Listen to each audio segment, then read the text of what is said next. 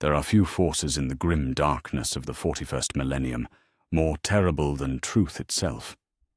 For 10,000 years, the galaxy has endured upon foundations built not of adamantium or ceramite, but of carefully crafted lies. Each faction, each empire, each species has survived by burying their deepest shames beneath layers of propaganda, myth, and willful ignorance. Yet even the most closely guarded secrets cannot remain hidden when the very fabric of reality tears itself asunder.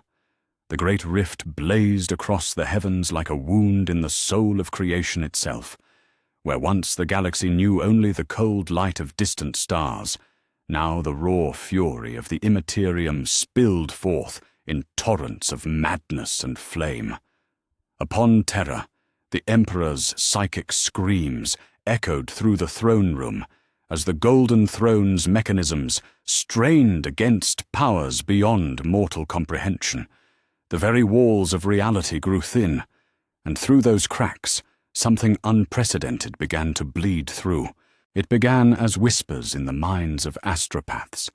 Across 10,000 worlds, the Emperor's chosen servants felt their thoughts invaded by visions not of the present or future, but of truths deliberately hidden. On Macraga, Chief Librarian Tigurius doubled over in his meditation chamber as forbidden knowledge flooded his consciousness. Images of lost brothers, of legions that had been scrubbed from history itself, blazed through his mind with the intensity of dying suns. He saw the 2nd and the 11th, their names carved from the very stones of memory, their gene sons scattered to the winds or quietly absorbed into the ranks of the 13th and 7th legions. The phenomenon spread with terrifying swiftness.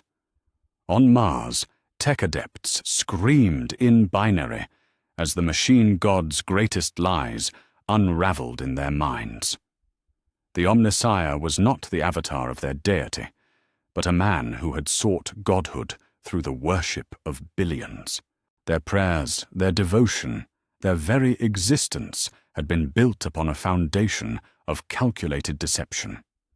Forge worlds across the galaxy reported similar breakdowns as the cult Mechanicus faced the shattering of its core mythology. Yet the revelations were not confined to the Imperium alone. In the webway city of Comera, Archons paused mid-torment as their minds were suddenly flooded with knowledge of their own desperate vulnerability. They saw themselves, as they truly were, not proud predators ruling from shadows, but terrified refugees clinging to existence through increasingly desperate acts of cruelty.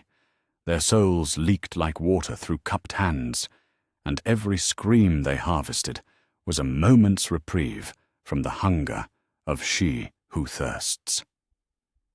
The Tau Empire shuddered as fire-cast warriors across 100 sept worlds suddenly understood the chemical chains that bound their minds. Commander Puretide's teachings had been built upon a lie so fundamental that its exposure threatened to tear the very fabric of Tau society apart. The greater good was not a philosophy willingly embraced, but a form of slavery so subtle that even the enslaved believed themselves free. In the depths of space, Commander Farsight felt grim satisfaction as truths he had suspected for decades were finally laid bare for all to see. Across the galaxy, the phenomenon struck with the force of a psychic tsunami. On distant Baal, blood angels fell to their knees as they witnessed visions of their gene father's final moments, seeing truths about the red thirst and black rage that had been hidden even from their chapter master. The space wolves howled in anguish as the shame of Prospero burned fresh in their minds, no longer softened by 10 millennia of justification and selective memory.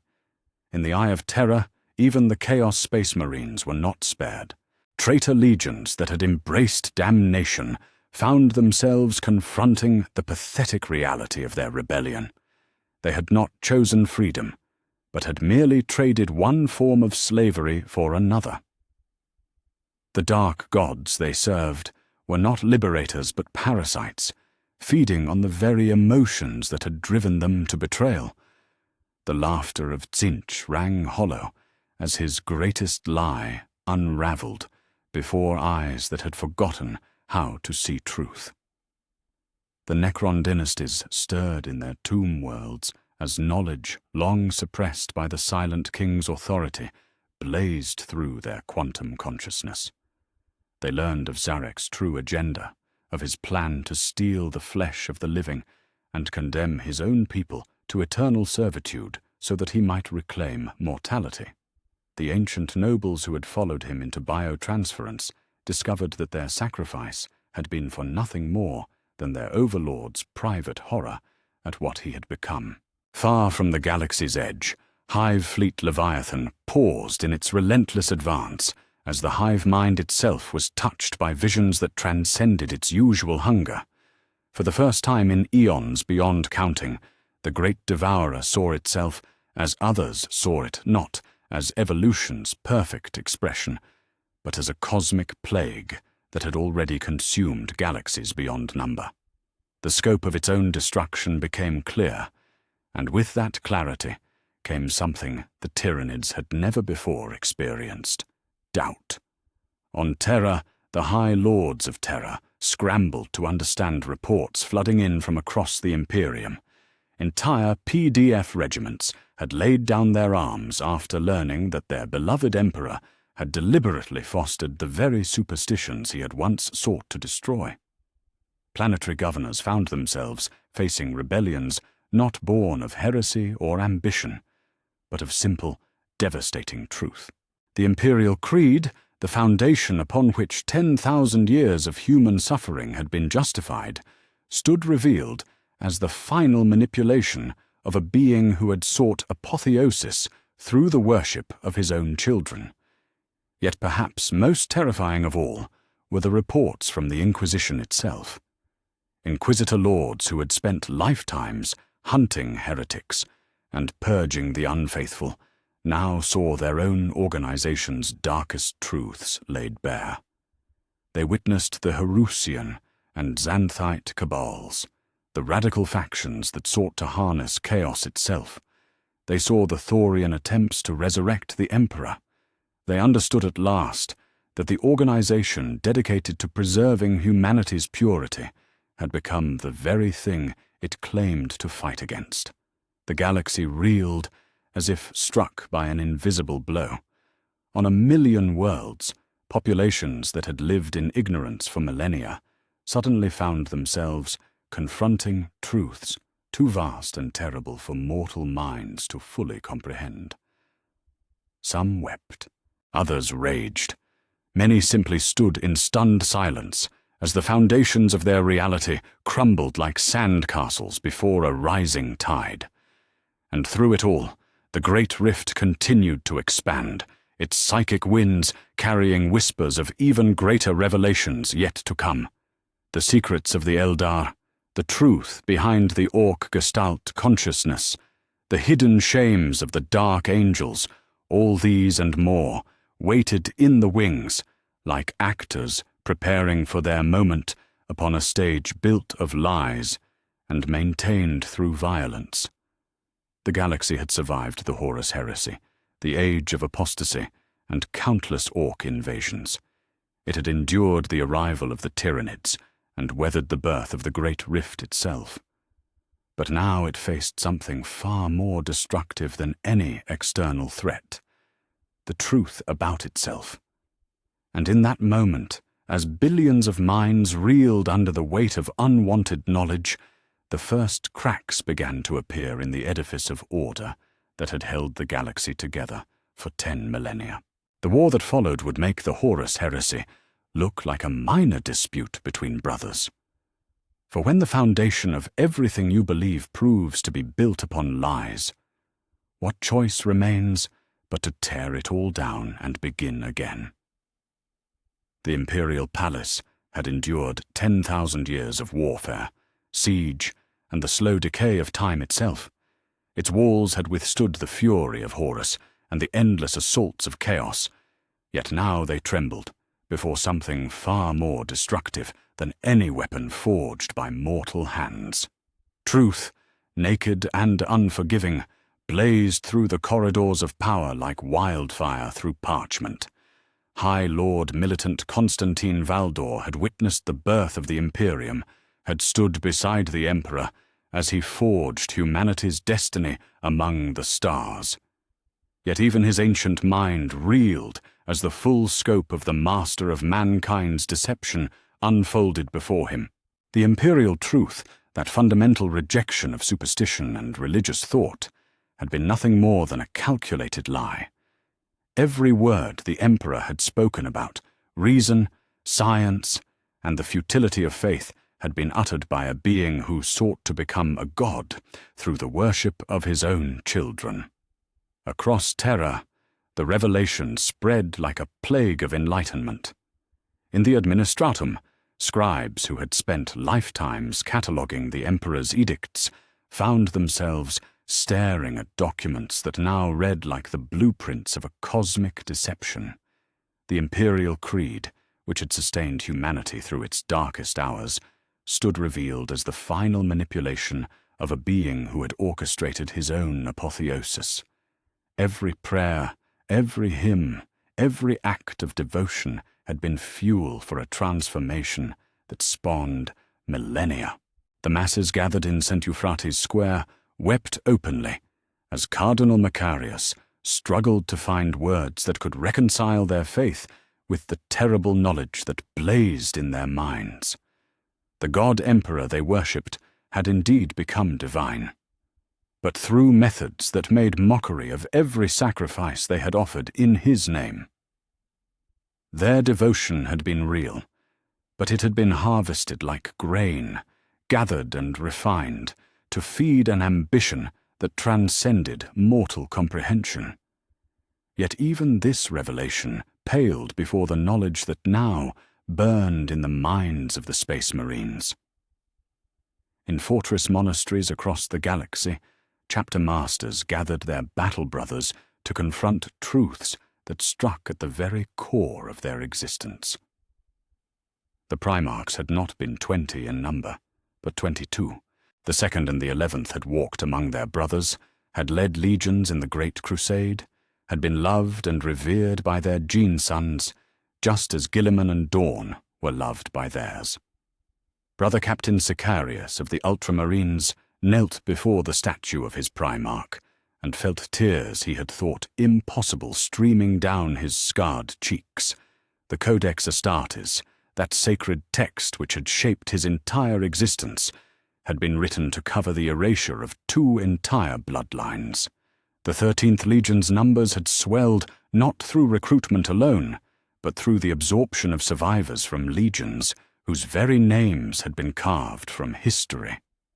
On Mars, the revelation struck with the force of a plasma bomb.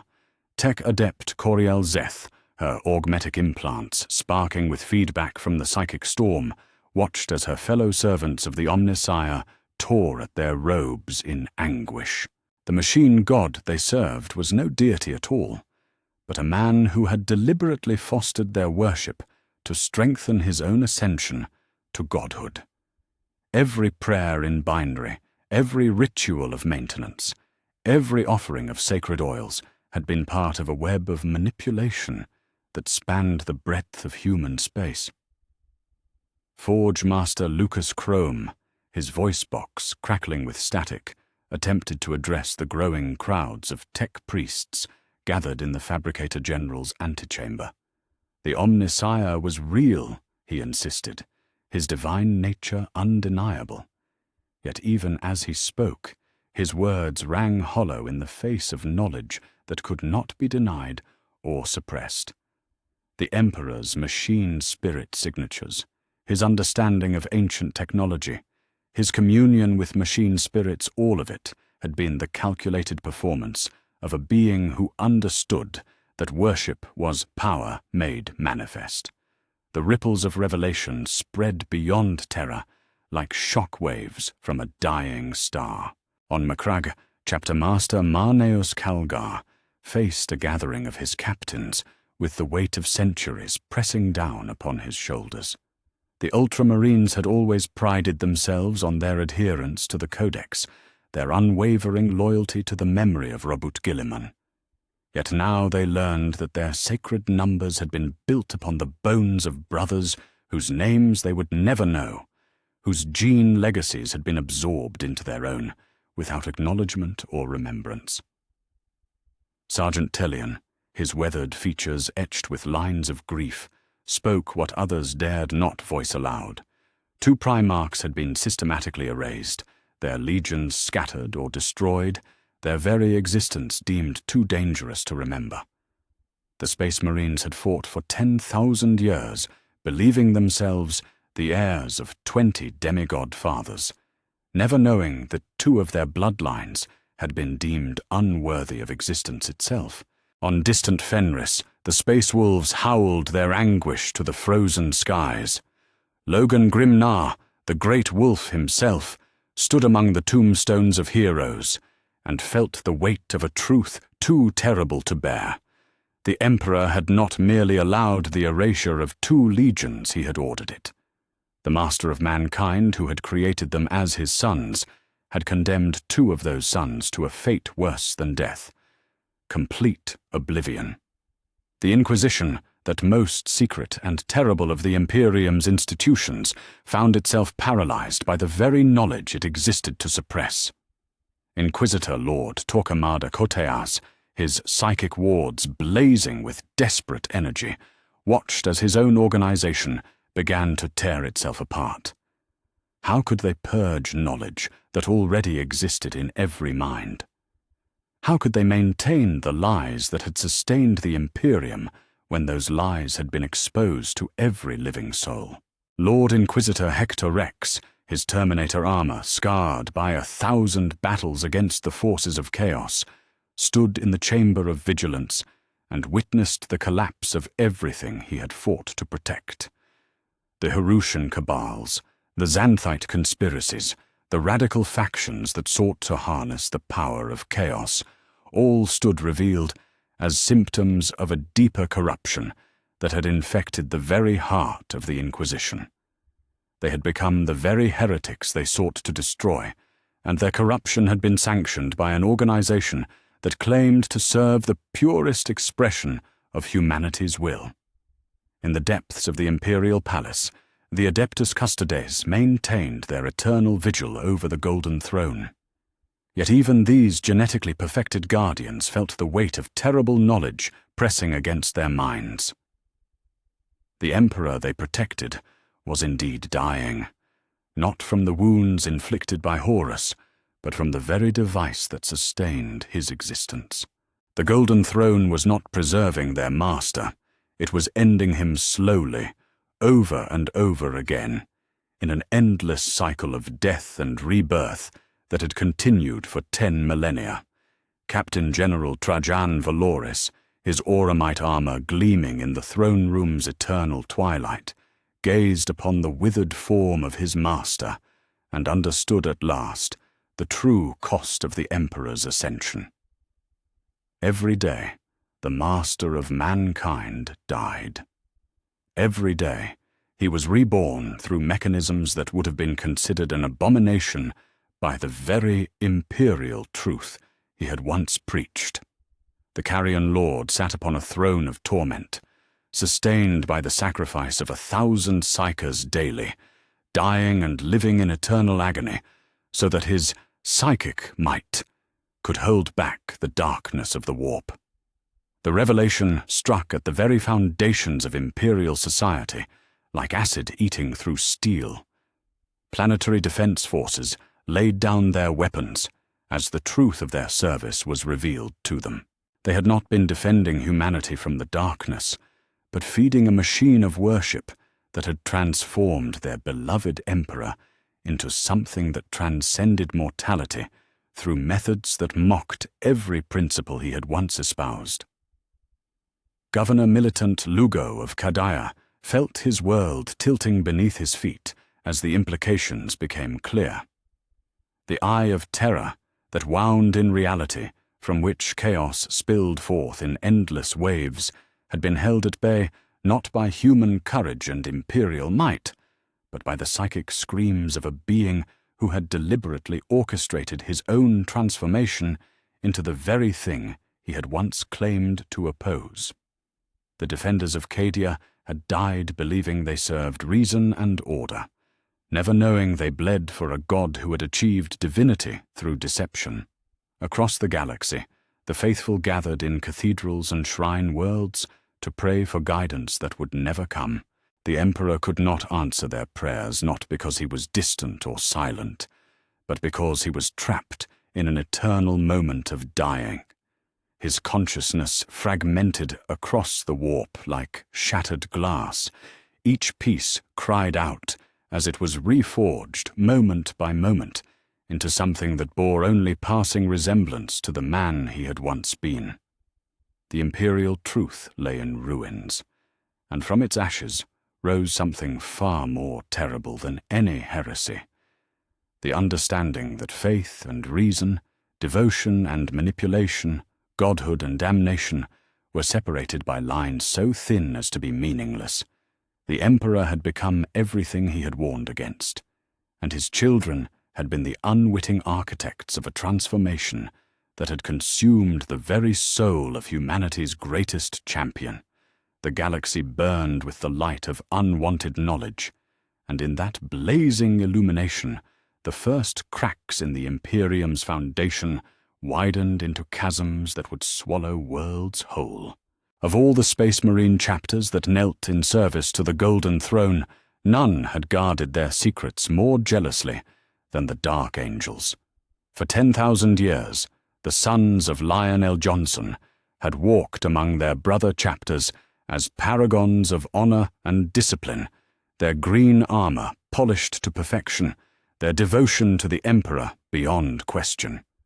Yet beneath that veneer of righteousness lay a shame so profound that they had ended their own allies to keep it hidden. Supreme Grand Master Azrael stood in the chamber of contemplation aboard the rock, his weathered features carved from stone as the weight of inevitable judgment pressed down upon him. The psychic storm that had torn through the galaxy had stripped away the veils that had protected his chapter's darkest secret. Across the Imperium, from the lowliest hive dweller to the mightiest chapter master, every soul now knew the truth that the inner circle had died to protect. Luther had fallen. The Dark Angels had torn themselves apart in civil war while the galaxy burned around them. Half the First Legion had turned traitor, not to Horus, not to the Chaos Gods, but to their own Primarch, and in their hubris and jealousy they had damned themselves to an existence of eternal hunt and hidden shame. The knowledge blazed in the minds of billions like a brand burned into flesh. On Terra, the High Lords read reports that detailed 10 millennia of betrayal, of imperial forces abandoned mid-battle as the Dark Angels pursued their private war against the fallen.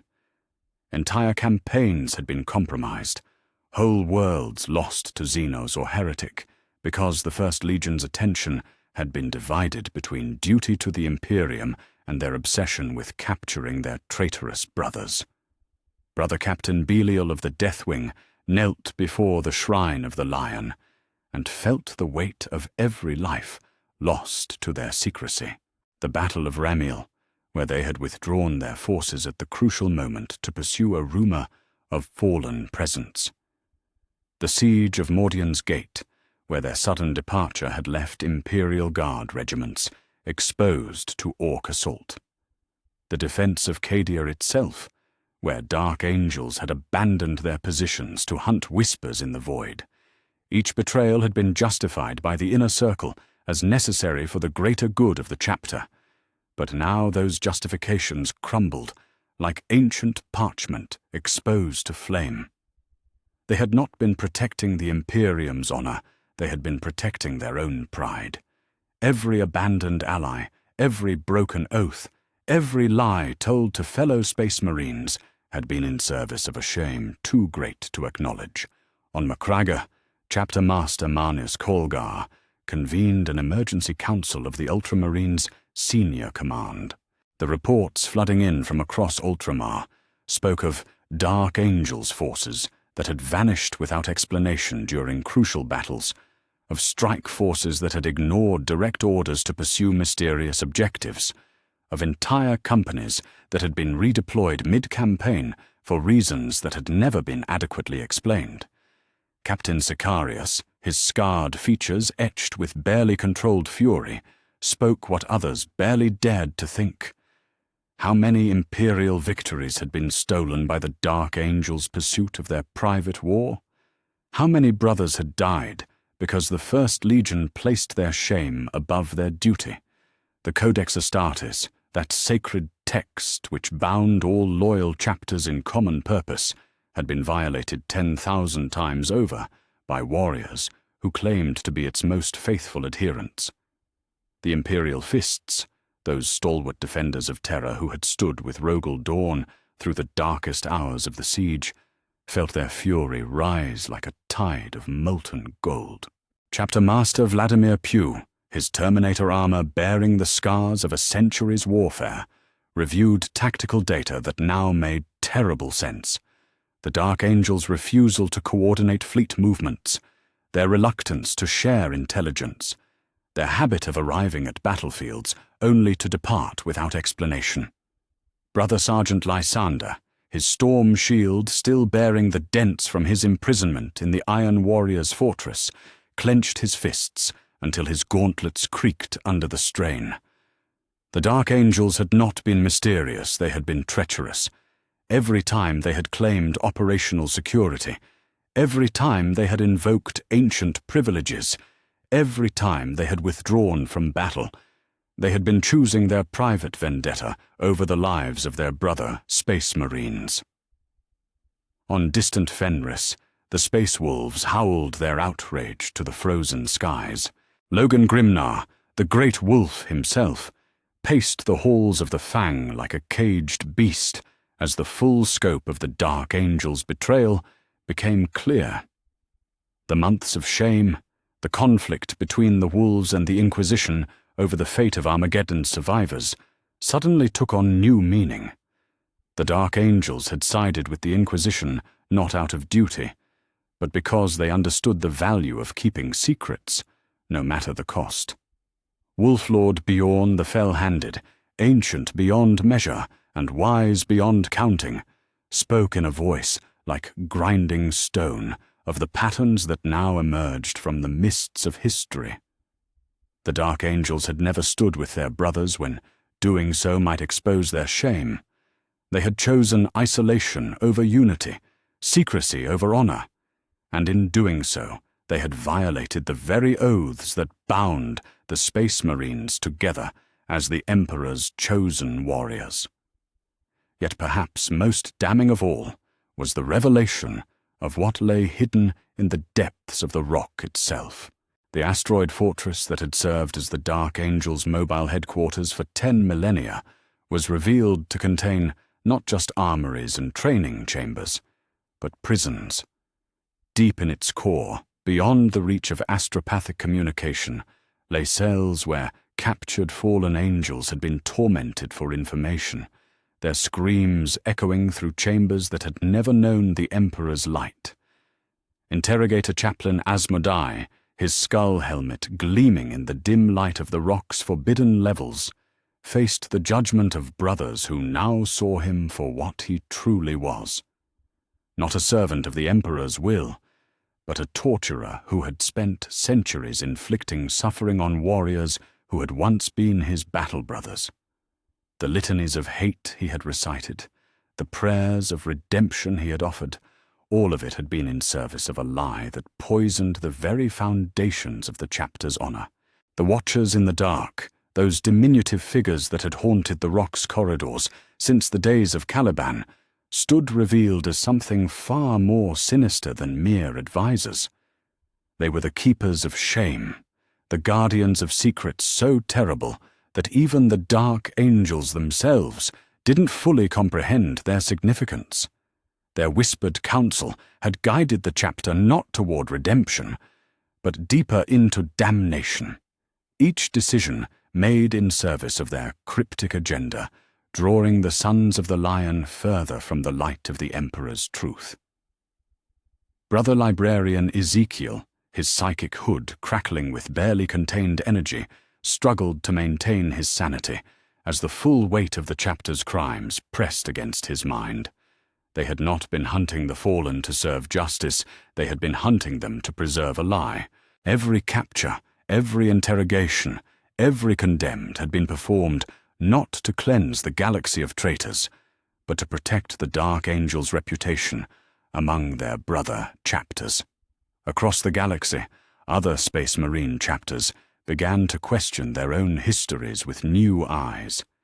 If the Dark Angels, those paragons of honor and discipline, could harbor such treachery for 10 millennia, what other secrets might be hidden in the archives of the Adeptus Astartes? The Space Wolves examined their conflicts with the Inquisition. The Blood Angels questioned their concealment of the Black Rage. The Imperial Fists reviewed their recruitment practices from the criminal underworld of Terra.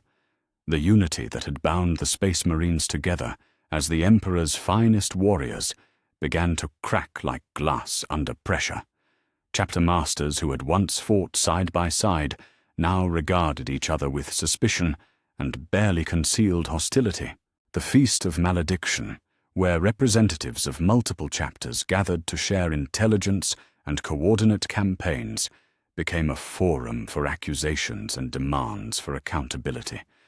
Grandmaster Samael of the Raven Wing, his jet bike's engines screaming in harmony with his torment, led his warriors on one final hunt through the void. But this time, they were not pursuing the fallen. They were fleeing from the judgment of their brothers, seeking some distant corner of the galaxy where the Dark Angels might find redemption, or at least obscurity. Yet there could be no hiding from truth that blazed in every mind, no sanctuary from shame that had been exposed to the light of stars. The rock itself, that mighty fortress which had once been a symbol of the Dark Angels' endurance, now became a prison of their own making. Its corridors echoed with the footsteps of warriors who could no longer meet each other's eyes. Its chambers rang with the silence of brothers who had nothing left to say. The chapter that had once stood as the first among equals was revealed to be the first among traitors, their honor as hollow as their vows. In the depths of the galaxy, other fallen angels felt the psychic storm wash over them and experienced something they had not known for 10,000 years: vindication. Their rebellion against the Lion had been born of pride and jealousy, but their betrayal had been honest. They had chosen their path openly, fighting beneath the banners of chaos or carving out petty empires in the void. They had not hidden their shame behind lies and violence as their erstwhile brothers had done. The Dark Angels stood exposed at last, their secrets laid bare before the galaxy they had claimed to protect. The hunt for the fallen was revealed as the greatest betrayal in the history of the Adeptus Astartes, a 10,000-year campaign of treachery that had cost more loyal lives than any heresy. And in that revelation, the bonds of brotherhood that had held the Space Marines together through 10 millennia of warfare began to snap one by one, leaving the Emperor's finest warriors divided and alone in a galaxy that had suddenly become far more dangerous than they had ever imagined. In the depths of space, where no star cast its light, the tomb world stirred with a fury that had not been felt since the war in heaven itself. For 60 million years, the Necron dynasties had slumbered in their crypts of living metal, dreaming the dreams of the undead while their silent king wandered the void between galaxies. Yet now, as the psychic storm tore through the fabric of reality, those dreams became nightmares of revelation that burned through quantum consciousness like acid through flesh. Sharek the Silent King stood upon the bridge of his flagship, the bone kingdom of Drazak, and felt something he had not experienced since the biotransference. Regret given form and substance. The great deception that had sustained his people through their long exile was crumbling like ancient stone, and with it, the last vestiges of the loyalty that had bound the dynasties to his will. Across the galaxy, his subjects were awakening, not just from the great sleep, but from the lies that had made that sleep bearable. The truth blazed through tomb worlds like wildfire through parchment. On Mandragora, Overlord Zandrek ceased his mad ramblings about flesh and bone as the reality of his condition struck him with the force of a Gauss flare blast. The biotransference had not been salvation, it had been the greatest betrayal in the history of any species. The Necrontyre had traded their souls for immortality, but their king had sold those souls to purchase something far more precious to him, time enough to find a way to steal them back. Nemisor Abiron, his quantum matrices flickering with something approaching horror, processed tactical data that painted his overlord's delusions in a new and terrible light. Zandrek's madness was not the result of flawed engrams or corrupted memory cores. It was sanity desperately trying to reassert itself over the mechanical perfection of their undead forms. Every rambling speech about the glories of flesh had been his mind's attempt to remember what they had lost, what Zarek intended to reclaim through methods that would make their original damnation seem merciful by comparison. The revelation struck the tomb worlds like a cascade of quantum lightning. In the Sautek dynasty, Imhotep the Storm Lord felt his tactical genius turn against him as he calculated the true scope of the Silent King's ambition. Every campaign, every awakening, every interaction with the lesser races had been orchestrated not to reclaim the galaxy for the Necron people, but to evaluate potential host bodies for Sarek's grand resurrection. The humans, the Tau, the Eldar, all of them had been livestock, their biological diversity catalogued and measured for suitability as vessels for Necron consciousness. Across the galaxy, Imperial forces reeled as the true nature of the Necron threat became clear. On Cadia, Lord Castellan Ursakar Creed felt his blood turn to ice as he reviewed decades of tactical data through the lens of this new understanding. The Necrons had not been seeking to conquer worlds, they had been harvesting genetic templates. Every human captured, every biological sample taken, every dissection performed in their laboratories had been part of a vast project to map the biological diversity of the galaxy's species. Tec Dominus Belisarius Call, his augmetic implants sparking with feedback from the revelation, understood at last why the Necrons had shown such interest in imperial biotechnology. They were not seeking to understand human engineering, they were preparing to inhabit human forms. Every raid on a forge world, every assault on a research station, every theft of genetic material had been reconnaissance for an invasion that would make the Horus heresy seem like a minor skirmish. The Silent King's true plan stood revealed in all its horrifying magnificence. The biotransference could be reversed, but only through the wholesale theft of living bodies. Necron consciousness would be transferred into organic forms, leaving their mechanical shells empty and their original owners dead or displaced. It was not resurrection, it was the ultimate act of piracy. The theft not just of life, but of the very concept of biological existence. On distant Solemnus, Trazen the Infinite paused in his eternal cataloguing as the implications struck his analytical processes like a hammer blow. His collection, that vast repository of historical artifacts and living specimens, had never been about preserving the past. It had been about preparing for a future where the Necrons would need templates for their new biological forms. Every species in his galleries, every genetic sample in his vaults had been gathered not for posterity, but for the Silent King's grand design of species-wide body theft. The revelation sent shockwaves through the tomb worlds that transcended mere data transmission. This was knowledge that struck at the core of what it meant to be Necron, challenging not just their loyalty to Sarek, but their understanding of their own existence. The Great Sleep had not been recovery. It had been preparation. The awakening had not been restoration. It had been mobilization. Every moment of their undead existence had been orchestrated to serve a plan that would condemn them all to become criminals of the living. Overlord Anrakir the Traveller, his scarab-form body crackling with barely contained energy, transmitted a message that burned through the quantum networks like a virus of rebellion.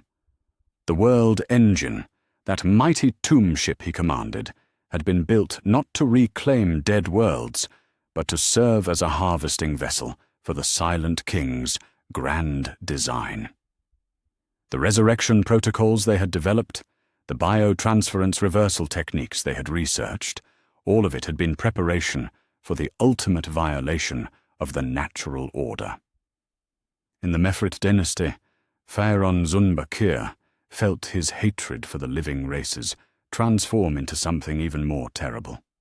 Understanding. The solar flares his dynasty commanded, the stellar engineering projects they undertook, had not been weapons of war, but tools of husbandry. They were not burning worlds to deny them to their enemies. They were managing a vast biological preserve, maintaining the ecosystem that would provide hosts for their resurrection. The Citan shards, those fragments of star gods bound in tesseract labyrinths throughout the tomb worlds, stirred with something approaching amusement as their captors finally understood the true scope of their damnation. The deceiver had indeed lived up to its name, but the greatest deception had not been the biotransference itself. It had been the promise that it could be undone. The Silent King had learned the Citan's methods all too well, becoming a manipulator and deceiver worthy of their ancient enemies. Across the galaxy, organic species felt a new and primal terror as they comprehended their place in Sarek's grand design. The Tau Empire, already reeling from the exposure of ethereal mind control, now faced the knowledge that their rapid expansion and biological diversity had made them prime targets for Necron body theft. Commander Shadowsun, her crisis battlesuit's sensors detecting phantom signatures that were no longer phantoms, understood that every engagement with Necron forces had been an evaluation, a test to determine the combat effectiveness of Tau physiology. The craft-world Eldar, their psychic senses reeling from the revelation, saw their own extinction written in new and terrible terms. The Necrons had not been seeking to destroy them, they had been preserving them as the ultimate prize. Eldar bodies, with their psychic sensitivity and extended lifespans, would provide the perfect vessels for Necron nobles seeking to reclaim not just mortality, but magical power beyond their original dreams. Farseer Eldrad Ulthran, his ancient mind struggling to process the implications, cast his sight across the threads of fate and saw them all converging on a single point of darkness. The Silent King's return from his exile had not been prompted by duty or awakening. It had been the final phase of a plan 60 million years in the making. Every prophecy, every vision, every strand of destiny had been manipulated to bring the galaxy to this moment when the living would become nothing more than clothes for the dead. Even the orcs, those savage children of the Old Ones, felt the primitive terror of prey animals as the true nature of the Necron threat became clear. Wah!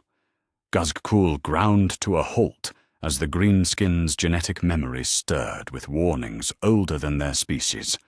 The Krork had been created to fight the Necrons, but even their ancient creators had not anticipated this ultimate perversion of the natural order. In the depths of his flagship, Zarek felt the bonds of dynasty loyalty snapping one by one as his nobles absorbed the truth of their situation. The Triarch he had once led was fragmenting, not along lines of ambition or territorial dispute, but along the fundamental question of what it meant to exist. Some dynasties would follow him into this new damnation, trading their mechanical immortality for stolen flesh. Others would rebel, choosing the honest damnation of undeath over the complex horror of biological piracy. The war in heaven had been fought over the question of who would inherit the galaxy. The coming conflict would be fought over the question of who deserved to inhabit it. The Silent King's gambit stood revealed not as a plan for Necron resurrection, but as the ultimate act of genocide, a crime so vast it would make the biotransference seem like mercy. Firen Imhotep, his storm-wreathed form standing in the command chamber of his tomb ship, transmitted a simple message across the quantum networks that bound the dynasties together. The Great Awakening was at an end. What began now was the Great Division, a schism that would tear the Necron race apart more thoroughly than any enemy weapon ever could. Some would follow the Silent King into his dream of stolen flesh. Others would choose to remain as they were, finding honor in honest monstrosity rather than the complex damnation of biological theft. The galaxy trembled as it contemplated the implications of the revelation. The Necrons were not ancient conquerors seeking to reclaim their lost empire. They were cosmic parasites seeking hosts for their resurrection. Every organic species, from the mightiest space marine to the smallest human child, was nothing more than a potential suit of biological armor for the undead nobility of a lost civilization.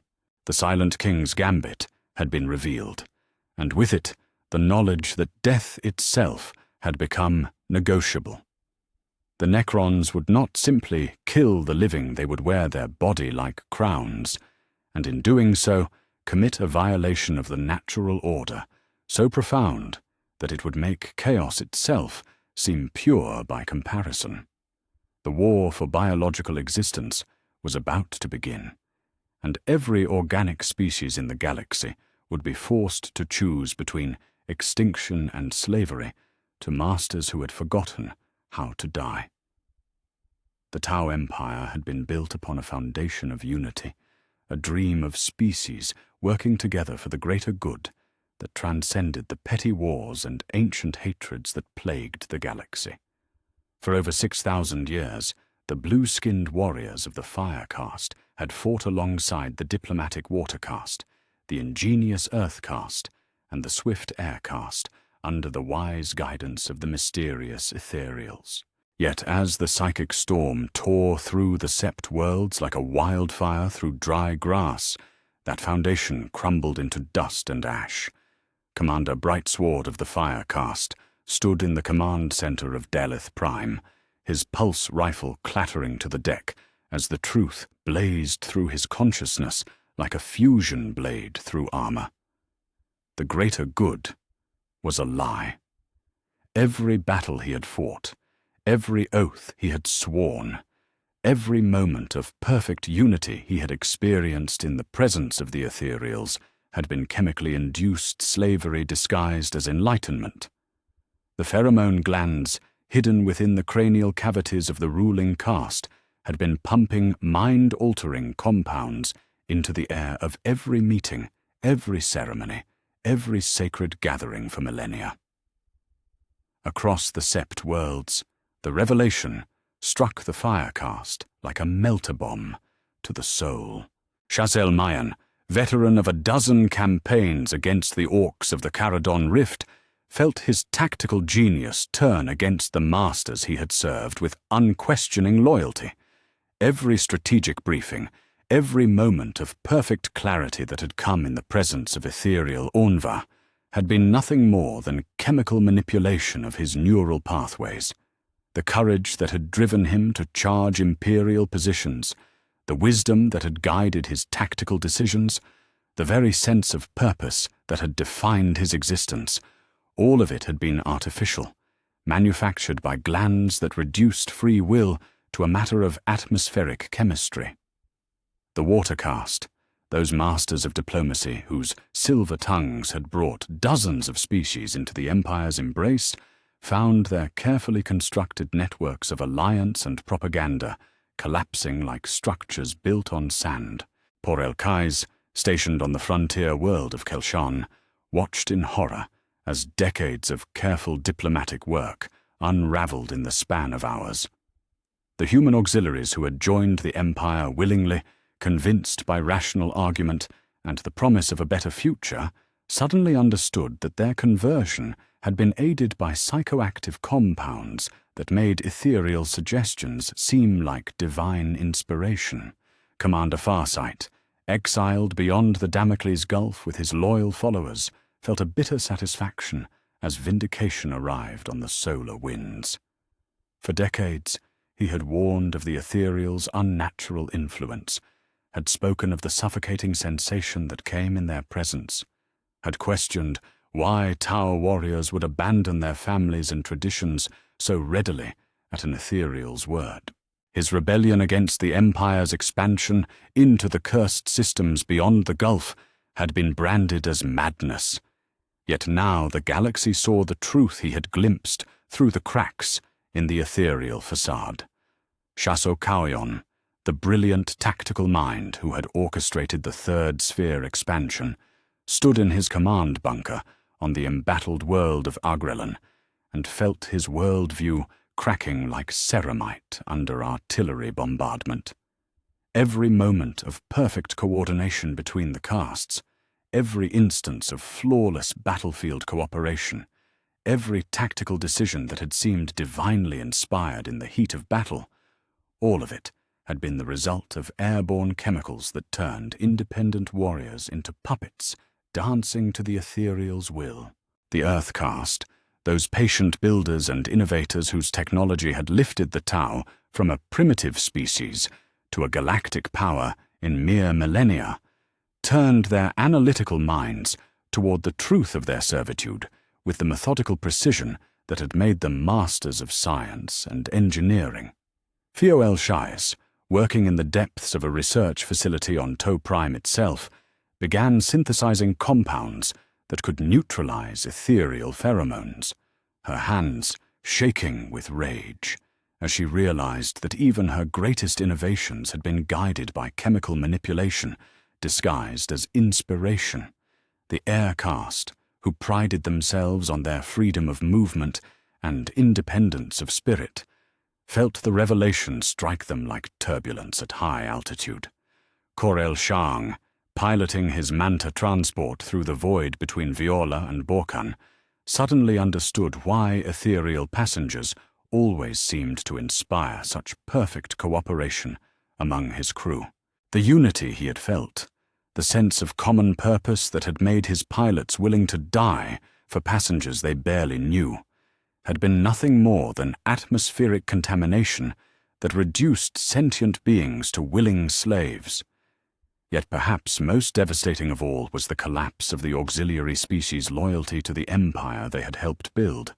The Kroot kindreds, whose shapers had tasted Tau flesh and found it worthy of alliance, suddenly understood that their evolutionary instincts had been chemically overridden by compounds that made submission seem like wisdom. Shaper Kroot Daka Daka, veteran of campaigns across the eastern fringe, felt his pack's loyalty dissolve like morning mist as they realized their sacred eating rituals had been poisoned by masters who saw them as nothing more than useful animals. The Vespid, whose crystal-based communication systems had been enhanced by Earth-caste technology, discovered that those enhancements had been laced with psychoactive compounds that made ethereal commands seem like the song of their queen. Strain leader Shadow Sun's wrath, her wings buzzing with agitation, transmitted pheromone signals that spoke of betrayal and the desire for freedom, messages that her hive had not been allowed to consider for generations. Even the human auxiliaries, The Guevesa, who had abandoned the brutal oppression of the imperium for the promise of enlightenment under the greater good, found themselves confronting the terrible truth that they had merely traded one form of slavery for another. General Elam Keyes, formerly of the Astra Militarum's Brimlock Dragoons, stood before his regiment of converted soldiers and felt the weight of a different kind of damnation. They had not chosen the greater good. Through reason and hope, they had been drugged into compliance by masters who understood that free will was the enemy of perfect order. The ethereal caste itself began to fracture as the truth of their methods was exposed to the galaxy. Some, like Aun Shi, attempted to justify their actions as necessary for the survival and advancement of their species, arguing that true free will was chaos and suffering, that the unity they had imposed was a gift that had lifted the Tau from primitive tribalism to galactic significance. Others faced elimination by their own subordinates, warrior caste fire teams that had broken free of chemical control and sought vengeance for decades of unknowing servitude. Anva, the supreme ethereal, whose wisdom had guided the Empire through its greatest expansions, found himself isolated in his floating palace above To Prime, protected only by drones and automated systems, as every organic bodyguard he had trusted was revealed to have been nothing more than a chemically controlled puppet. The aged leader, who had been revered as the embodiment of Tau wisdom, stood exposed as the architect of the greatest deception in their species' history, a master manipulator who had used advanced biochemistry to simulate the divine inspiration his followers believed he possessed. The Watercast's propaganda networks, which had spread the ideals of the greater good to dozens of species across the eastern fringe, collapsed as their own operatives realized they had been unknowing agents of chemical warfare. Poro Dalith, whose diplomatic missions had brought entire imperial worlds into the Empire's embrace, transmitted desperate messages across the galaxy attempting to explain that their methods had been justified, that the peace and prosperity they had brought was real even if the means had been deceptive. Yet these justifications rang hollow in the minds of beings who had tasted true freedom for the first time in their lives. Fire warriors across the Empire laid down their pulse rifles and looked upon their blue hands with new eyes, seeing not noble defenders of righteousness, but slaves who had been conditioned to kill for masters they had never truly chosen to serve. The perfect discipline that had made the fire caste legendary was revealed to be nothing more than chemical dependency disguised as duty. Commander Shadowsun herself, the greatest military leader in Tau history, felt her tactical genius crumble as she realized that every brilliant maneuver, every moment of inspired leadership, every instance of perfect coordination with her forces had been achieved through atmospheric manipulation that turned independent warriors into extensions of her chemically enhanced will.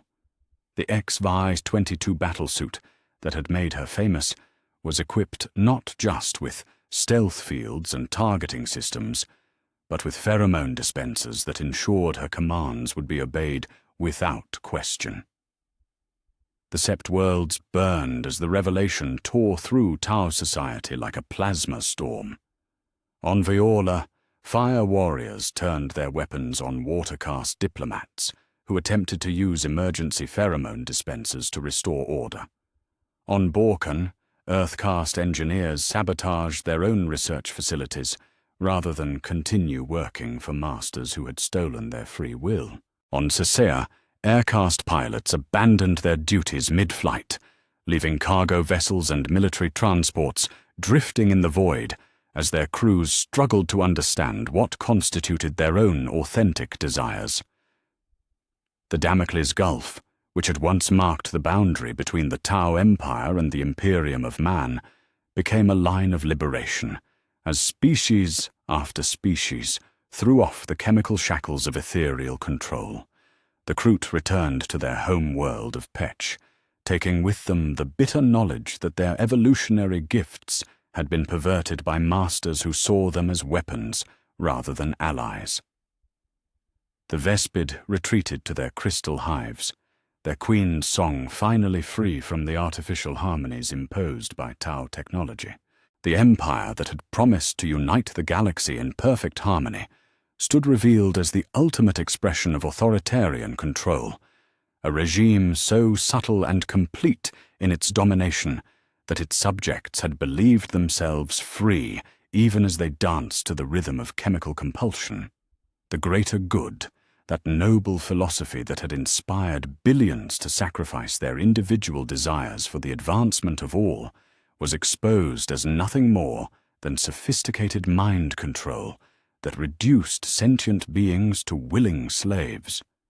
In the depths of space, far beyond the reach of ethereal pheromones, Commander Farsight felt no satisfaction in his vindication. The empire he had served, the ideals he had believed in, the future he had fought to protect, all of it, had been built upon a foundation of lies more subtle and complete than anything the imperium or chaos had ever achieved. The Tau had not transcended the galaxy's cycle of oppression and violence, they had simply perfected it, creating a form of slavery so complete that the enslaved had believed themselves enlightened. The greater good was dead, and from its body rose the terrible question of what the Tau truly were when stripped of the chemical bonds that had defined their civilization for millennia. The answer, as fire teams across the empire turned their weapons on each other in desperate attempts to find some authentic expression of their own will, was chaos, confusion, and the bitter realization that perfect unity was indistinguishable from perfect slavery. The Eldar had always been a people haunted by prophecy, their every action guided by visions of futures that shifted like smoke in the wind. For 10,000 years since the fall, they had walked the narrow path between extinction and damnation, their far-sayers weaving fate itself to preserve their dying race. Yet as the psychic storm tore through the galaxy's consciousness, the greatest prophecy of all stood revealed not as distant possibility, but as inevitable destiny approaching with the inexorability of stellar collapse. The Rana Dandra, the final battle, the end of all days, these were not merely names whispered in the crystal halls of the craft worlds, but the ultimate culmination of every choice the Eldar had made since their civilization's birth. The revelation blazed through the minds of the galaxy's inhabitants like a star going nova, carrying with it the terrible knowledge that every species, every empire, every living soul was nothing more than a piece on a board where the Eldar played for stakes beyond mortal comprehension. Farseer Eldrad Ulthran stood in the dome of crystal seers aboard Ulthwé, his ancient form trembling as the weight of exposed truth pressed against his psychic barriers like the gravity of a collapsing star. The paths of fate he had manipulated for millennia, the countless interventions he had orchestrated across the galaxy, the wars he had started and ended with a whispered word, all of it had been in service of a single apocalyptic goal: the birth of Inead, the Eldar god of the dead. Yet Inead's birth would not come through triumph or transcendence, but through genocide on a scale that would make the fall itself seem merciful by comparison. Every soul within the infinity circuits of the craft worlds, every spirit stone that held the essence of the dead, every living Eldar who drew breath, all would be consumed in a final conflagration that would create a god powerful enough to destroy Slaanesh forever. The price of their species' salvation was their species' extinction. Across the craft world of Alatok, pathfinders who had spent lifetimes tracking the movements of enemies through space and time suddenly understood that they themselves had been the quarry in a hunt that spanned eons. Every battle they had fought, every enemy they had eliminated, Every intervention they had made in the affairs of younger races had been calculated to bring the galaxy to this moment when the Eldar would choose annihilation over damnation. Autarch Millennial, her Phoenix Lord armor gleaming with the souls of fallen warriors, felt the weight of every tactical decision she had ever made pressing against her consciousness like molten metal.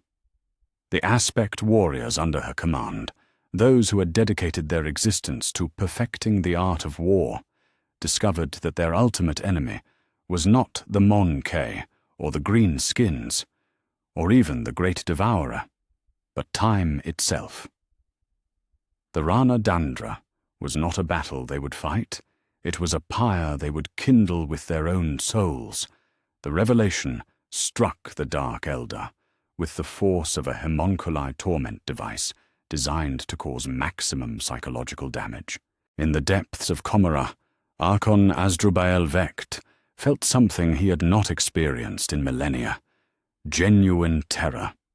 The Dark City's inhabitants had rejected the path of the craft worlds, choosing instead to feed on suffering and pain to keep their souls from Slanesh's hunger. Yet their rejection of the Rana Dandra doomed not just themselves, but their entire species to eternal damnation.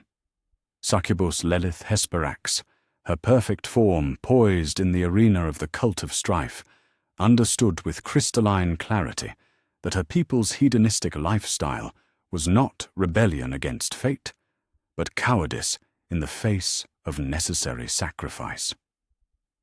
The Dark Eldar had chosen personal survival over species salvation, condemning their craft-world cousins to bear the burden of extinction alone. Every soul they claimed through torment, every moment of agony they harvested, was stolen from the infinity circuits that would fuel Ineard's birth. The Harlequins, those enigmatic servants of Kegorach who walked between the realms of reality and legend, felt their greatest performance approaching its climax as their role as orchestrators of the Rana Dandra was exposed to the galaxy. The great dance they had choreographed across millennia was not entertainment, but manipulation on a cosmic scale. Every laugh and tear orchestrated to guide the galaxy toward the moment when the Eldar would choose extinction over slavery to the Dark Prince. Shadowseer Salandri Veilwalker, her hollow suit shimmering with the reflected light of dying stars, broadcast across the webway networks the final act of a play that had been 10,000 years in the making. The Laughing God's greatest joke was about to be revealed, that hope and despair, salvation and damnation, victory and defeat were merely different names for the same inevitable conclusion. The Eldar would die so that the galaxy might live, and in their death they would finally be free. Yet the revelation tore through the craft worlds themselves like a psychic virus that infected every soul within their wraithbone hulls. On Biel-Tan, the warriors who had dedicated their existence to reclaiming the Maiden Worlds learned that their crusade was not about restoration, but preparation, creating sanctuaries where the final conflagration could burn brightest. The sword wind that had scoured planets clean of human settlement was not claiming territory, but arranging kindling for a funeral pyre that would consume their entire species. Ayanden, the ghost ship haunted by the dead, felt the weight of destiny pressing against its wraithbone bones, like the gravity of a black hole. The spirit seers who communed with the souls of the departed learned that their ancestors' whispers had not been guidance but preparation, teaching the living how to join the dead in service of a god who would be born from their combined sacrifice. The infinity circuit that held millions of Eldar souls was not a repository of wisdom, but a bomb waiting to detonate in service of their species' final gambit. Zaimhan's wild riders, who prized freedom above all else, discovered that their beloved independence was an illusion orchestrated by Farseers, who understood that only the truly free could choose to die for others. Every raid against the forces of chaos, every charge against impossible odds, every moment of wild abandon had been preparation for the ultimate sacrifice that would transform individual death into collective salvation. The imperial forces that had fought alongside and against the Eldar for 10 millennia suddenly understood the true scope of their manipulation. On Cadia, Lord Castellan Ursakar Creed reviewed tactical reports that painted every Eldar intervention in a new and terrible light. The Xenos had not been allies or enemies but gardeners, pruning the galaxy's conflicts to ensure the proper growth of conditions that would allow their prophesied extinction to serve its purpose. Inquisitor Chevak, perhaps the only human who had walked the Black Library and returned with his sanity intact, felt the weight of forbidden knowledge pressing against his mind as the true purpose of Eldar prophecy was revealed. Every vision of the future, every manipulation of probability, every intervention in human affairs had been designed to create a galaxy worth dying for, a cosmos that would justify the Eldar's ultimate sacrifice. The Space Marines, those transhuman warriors who had fought the Eldar across 1,000 battlefields, suddenly understood that every engagement had been a test, every victory or defeat carefully orchestrated to measure humanity's worthiness to inherit a galaxy cleansed of chaos by Eldar sacrifice. The Xenos had not been seeking to defeat humanity, but to ensure that humanity was strong enough to survive what was coming. In the eye of terror, the forces of chaos felt a terror more profound than any they had ever inspired, as the implications of the Rana Dandra became clear. Slaanesh, the Dark Prince, who had been born from Eldar excess and had fed on their souls for 10 millennia, suddenly faced the prospect of a god specifically designed for its destruction. The Eldar had not been running from their destiny, they had been preparing to embrace it, and in doing so, they would create a weapon that could wound chaos itself. The demon princes, who served the Prince of Excess, felt their immortal forms trembling with something approaching mortal fear as they contemplated a foe born not from corruption, but from sacrifice, not from damnation, but from willing extinction. Inead would not be a god of death, as mortals understood it, but a god of ending, capable of bringing true termination to beings that had thought themselves beyond mortality. Fulgrim, the demon Primarch whose perfection had been perverted by Slaanesh's influence, felt his serpentine form coiling with nervous energy as he contemplated the implications of the revelation. The Eldar had been playing a game whose stakes transcended victory or defeat, life or death.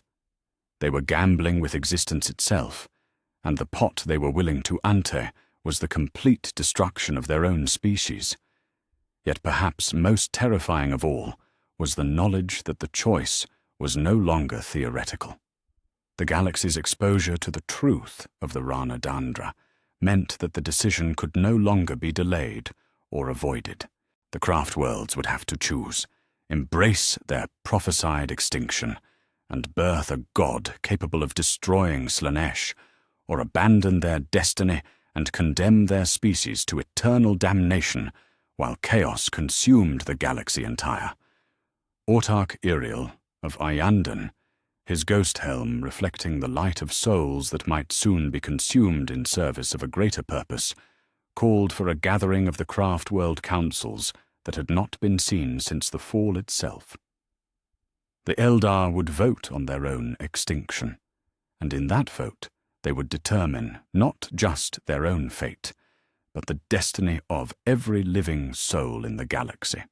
The Rana Dandra was no longer prophecy, but approaching reality, and with its revelation came the understanding that the Eldar's greatest gift to the galaxy would be their own annihilation.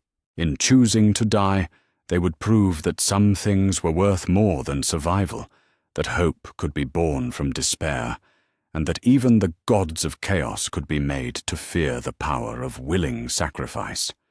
The final battle was coming, and when it arrived, it would not be fought with weapons or armies, but with souls willingly offered on the altar of a greater good that transcended species, empire, and even existence itself.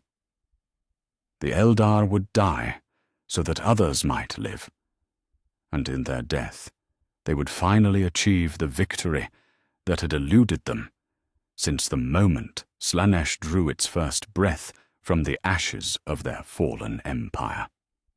There are few sights in the galaxy more terrifying than a Tyranid swarm in full advance, their chitinous forms blotting out the stars as they descend upon worlds ripe for consumption. Yet as the psychic storm tore through the consciousness of every sentient being, a truth more horrifying than any hive fleet made itself known. What the galaxy had faced was not an invasion, but a taste, a preliminary sampling, by a hunger so vast it had already devoured entire galactic clusters, and was only now turning its attention to the Milky Way. The hive mind, that vast collective intelligence that guided trillions of bioforms across the void, had never been confined to a single galaxy. It was ancient beyond reckoning, a cosmic predator that had consumed civilizations so advanced they made the dark age of technology seem primitive by comparison. The revelation blazed through the minds of scholars and warriors alike with the intensity of a dying star. Hive fleets, Behemoth, Kraken, and Leviathan, were not the vanguard of an extragalactic invasion, but scouts dispatched to evaluate the defensive capabilities of what the hive mind considered a particularly interesting meal. Magos Biologis Belisarius Cole felt his augmetic implants overload as the scope of his folly became clear. For decades, he had studied Tyranid bioforms with the methodical precision of a true servant of the Omnissiah, cataloguing their adaptations and weaknesses in the belief that knowledge was humanity's greatest weapon against the swarm. Yet every gene sample he had taken, every adaptation he had documented, every weakness he had discovered, had been deliberately allowed by a hive mind that viewed his research not as espionage, but as education. The Tyranids had been teaching the galaxy how to fight them, observing how different species responded to various bioforms and tactical doctrines, adapting not just their own forces, but their understanding of galactic military theory. Every victory against the swarm had been a lesson learned, every defeat a test passed, every tactical innovation a data point added to a strategic database that spanned millions of years and countless consumed civilizations. Inquisitor Cryptman, the man who had sacrificed entire systems to deny the Tyranids their biomass, stood in his private chambers aboard his requisitioned battle barge and felt the weight of ultimate futility pressing against his mind like the gravity of a black hole. The Cordon Tyrannicus, his greatest strategic achievement, had not been a barrier against the swarm, but a testing ground where the hive mind evaluated the galaxy's willingness to destroy itself to deny resources to an enemy. The burned worlds he had left in his wake were not victories, but data points in a calculation whose scope transcended mortal comprehension. The shadow in the warp, that psychic phenomenon which had plagued astropaths and psychers whenever Tyranid fleets approached, stood revealed not as a byproduct of the hive mind's collective consciousness, but as a deliberate suppression field designed to isolate targeted regions from outside interference. The Tyranids had not been inadvertently blocking psychic communication. They had been conducting controlled experiments, studying how different species reacted to psychic isolation, while simultaneously preventing their test subjects from calling for help. Captain Uriel Ventris of the Ultramarines, veteran of campaigns against Hive Fleet Behemoth, felt his tactical doctrine crumble as he understood the true nature of every engagement he had fought. The swarm had not been seeking to overwhelm Imperial defenses through brute force or cunning strategy. They had been conducting field tests, measuring the combat effectiveness of Space Marine battle tactics against progressively more sophisticated bioforms. Every fallen battle brother had died not in glorious defense of humanity, but as an unwitting participant in the galaxy's most comprehensive military evaluation. The revelation struck the Tau Empire with particular force, as their rapid technological advancement and adaptive warfare doctrines had made them especially interesting to the hive mind's analytical processes. Commander Shadowson, reviewing tactical data from her encounters with Hive Fleet Gorgon, understood that every innovation her forces had developed had been anticipated and countered not through superior strategy, but through millions of years of experience gained from consuming species that had faced similar challenges across countless galaxies. The orcs, those savage children of violence who typically greeted any threat with gleeful anticipation of a good fight, felt an unfamiliar emotion creeping through their collective unconscious as the scope of the tyrannid threat became clear. Warboss Gazkul Mag Uruk Thraka, his massive form trembling with something approaching doubt, realized that his species' greatest strength, their ability to grow stronger through conflict, had been catalogued and evaluated by an enemy that had faced and consumed countless warrior races across the universe. Even the Necrons, those ancient masters of biotechnology and stellar engineering, felt their quantum consciousness recoil as they comprehended the true nature of their mistake. The Silent King's concern about the tyrannid threat had not been based on fear of conquest, but on the recognition that the hive mind represented something that transcended the petty conflicts of individual galaxies.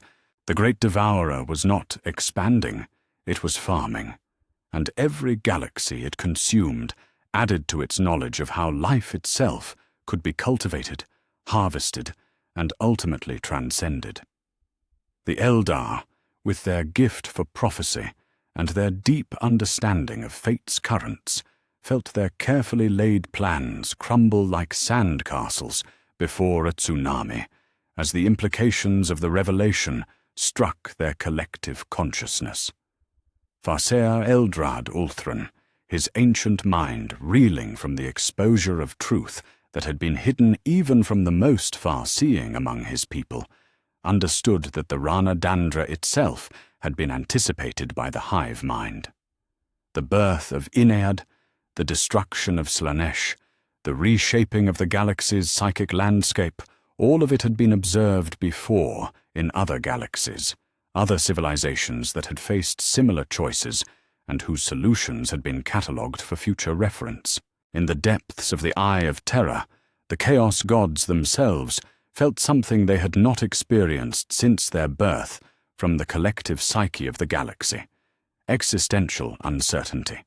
The hive mind represented a form of consciousness so alien and complete that it existed outside the conceptual framework that defined the warp itself. It was not driven by emotion or desire, ambition or fear, but by something far more fundamental: the imperative to understand and eventually transcend the very concept of existence through comprehensive consumption. The demon primarchs, those ascended champions of the dark gods, felt their immortal forms trembling with something approaching mortal terror as they contemplated an enemy that did not seek to corrupt or dominate, but to digest and analyze. Magnus the Red, his 1,000 eyes blazing with psychic fire, peered across the dimensional barriers and saw fleets so vast they made the combined navies of the galaxy seem like toys floating in a bathtub. The Great Devourer had consumed civilizations that spanned multiple galaxies, races that had achieved godhood, empires that had mastered time itself. Lord Castellan Ursakar Creed of Cadia, The fortress world that stood as humanity's bulwark against chaos felt his strategic genius turn to ash as he processed intelligence reports that painted every defensive doctrine in a new and terrible light. The Tyranids had not been probing Imperial defenses to find weaknesses. They had been evaluating whether the galaxy contained any military innovations worth incorporating into their next phase of expansion. Every fortress world, every defense laser, every orbital minefield had been measured against the defenses of civilizations that had possessed weapons capable of destroying stars and rebuilding them at will. The Adeptus Mechanicus, those servants of the machine who prided themselves on their logical analysis of threat vectors, found their calculations overwhelmed by data that transcended their ability to process. The Tyranids were not a swarm, but a galactic digest system, a cosmic stomach that broke down entire civilizations into their component parts for analysis and incorporation. Every species they had encountered, every technology they had observed, every tactical doctrine they had faced became part of a database so vast it contained the military history of hundreds of galaxies. Tech Dominus Call, his consciousness interfacing directly with the Imperium's strategic databases, calculated probability matrices that painted a picture of hopelessness so complete it threatened to overload his logical circuits. The galaxy contained approximately 10 billion potentially habitable worlds. The hive mind had consumed galaxies containing trillions of such worlds, each hosting civilizations that had achieved technological and military sophistication far beyond anything the Milky Way had ever produced. Yet perhaps most terrifying of all was the growing understanding that the Tyranids' consumption was not random or driven by simple hunger, but guided by a form of intelligence that sought to understand the fundamental nature of existence itself through the systematic digestion of every possible expression of life. They were not invaders, but researchers, conducting the ultimate experiment in consciousness by consuming and analyzing every sentient species they encountered. The revelation sent shockwaves through every faction, as leaders who had spent lifetimes preparing for conventional warfare suddenly understood that their enemy transcended conventional military response. The Imperium's fortress worlds, the Tau's rapid response fleets, the Orcs' endless capacity for violence, the Eldar's mastery of fate itself, all of it had been observed, catalogued, and incorporated into tactical databases that made the sum total of galactic military knowledge seem like a child's toy. Chapter Master Dante of the Blood Angels, ancient beyond measure and wise beyond counting, felt the weight of true despair settling upon his shoulders as he contemplated the implications of the revelation. The Tyranids were not coming to conquer the galaxy, they were coming to complete their research. Every species, every culture, every possible expression of consciousness would be consumed and analyzed until the hive mind achieved its ultimate goal. Understanding existence so completely that it could transcend the need for physical form entirely. The galaxy had always been a violent place, where species fought for territory, resources, and survival in an endless cycle of warfare and conquest. Yet now its inhabitants understood that they faced something that transcended conventional conflict entirely. An enemy that sought not to defeat them, but to understand them so completely that defeat became meaningless. The great devourer was coming, and when it arrived, it would bring with it the knowledge gained from consuming hundreds of galaxies, thousands of species, and millions of civilizations that had all believed themselves capable of resistance. The time for conventional warfare was ending. The age of adaptation had begun. And across the galaxy, former enemies began to contemplate an alliance that would have been unthinkable before the revelation. Unity in the face of an enemy that sought not just their destruction, but their complete understanding and eventual transcendence. The hive mind was coming to finish its research, and the only question remaining was whether the galaxy's inhabitants would become willing participants in their own analysis, or fight to the end against an enemy that had already learned how every possible form of resistance would ultimately fail. In the twisted spires of Commorragh, where pain was currency and suffering the only true art form, the revelation struck with the force of a reality-shearing weapon detonating in the heart of the Dark City itself. For 10,000 years, the Drukhari had hidden their desperate truth behind masks of cruel superiority, convincing themselves and others that their raids were expressions of dominance rather than acts of survival. Yet as the psychic storm tore through the webway's foundations, that carefully maintained facade crumbled like ancient bone exposed to sudden light. The Dark Eldar were dying. Every moment of every day they were dying, their souls slowly leaking away like water through a cracked vessel, drawn inexorably toward the maw of she who thirsts. The raids that had terrorized 1,000 worlds, the torments that had filled the amphitheaters of the Dark City with screams of anguish, the elaborate cruelties that had made their name a curse across the galaxy, all of it had been driven not by malice, but by the most primal fear imaginable: the terror of true death. Archon Asdrubael Vecht, the supreme overlord of Commorragh, and perhaps the oldest being in the Dark City, felt something he had not experienced since the fall itself: vulnerability. The revelation blazed through the minds of his subjects like poison through veins, exposing the truth he had spent millennia crafting lies to conceal. The Drukhari were not apex predators ruling from the shadows. They were refugees, clinging to existence through increasingly desperate acts of spiritual cannibalism. The thirst, that gnawing hunger that consumed every Dark Eldar soul, from birth to whatever passed for death in their twisted realm, stood revealed not as a quirk of their evolution, but as the price of their rejection of she who thirsts embrace.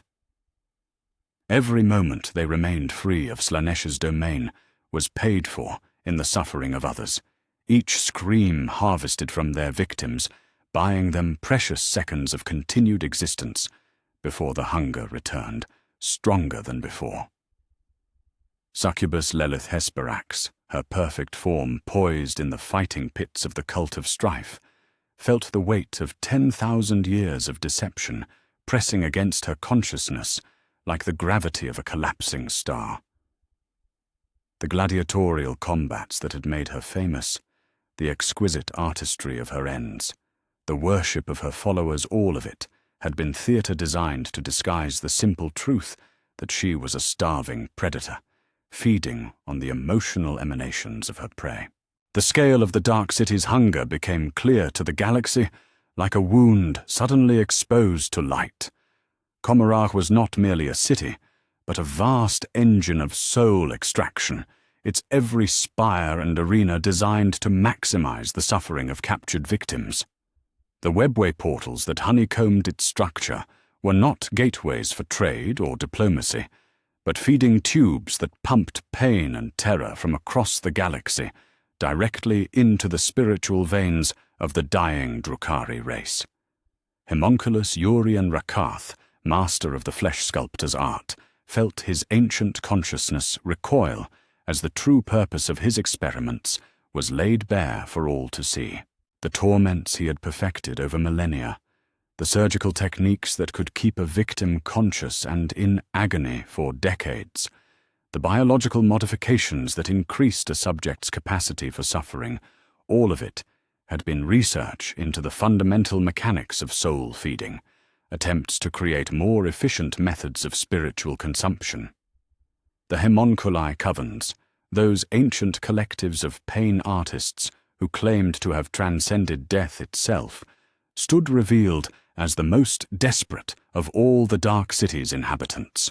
Their resurrection techniques, their ability to return from apparent death, their mastery over flesh and bone, all of it was built upon foundations of harvested souls, processed through techniques so refined they could extract spiritual essence from the smallest expression of suffering. Imperial worlds that had suffered Dark Eldar raids for centuries suddenly understood the true scope of their predation as the revelation burned through the galaxy's consciousness. Governor Militant Zerion of the Calixis sector, reviewing casualty reports from dozens of raids, calculated numbers that painted a picture of systematic harvesting on a scale that dwarfed even the worst excesses of chaos cultists. Billions of Imperial citizens had vanished into the webway, their souls slowly consumed to sustain a dying race's desperate flight from damnation. The Kabbalites, those warrior aristocrats who claimed to rule through strength and cunning, felt their pride dissolve like sugar in acid as their true nature was exposed. Duke Sliskus the Serpent, master of the skyboard and terror of shipping lanes across the sector, understood that his legendary raids had not been expressions of martial superiority, but feeding runs, designed to harvest the terror and despair necessary to keep his soul from slipping into Slanesh's hungry embrace. Archon Cruellag the Vile, master of the Cabal of the Punished Skull, felt his carefully constructed reputation crumble as the galaxy learned that his notorious cruelty was not strategic terrorism, but existential necessity. Every Punished, every torment session broadcast across Imperial Vox networks, every elaborate display of sadistic artistry had been a feeding, his soul growing marginally stronger with each scream, while the hunger that drove him continued to grow. The witch cults, those gladiatorial societies that claimed to worship perfection through combat, discovered that their arena combats were not celebrations of skill, but spiritual dining halls, where the agony of defeated combatants was consumed by audiences, dying cell by cell. Succubus Malice, her blade dance renowned throughout the Dark City, realized that her art had never been about the beauty of violence, but about the efficient extraction of suffering from willing participants who believed they were witnessing entertainment. Yet perhaps most horrifying of all was the revelation that connected Dark Eldar activities directly to the strengthening of the very entity they sought to escape.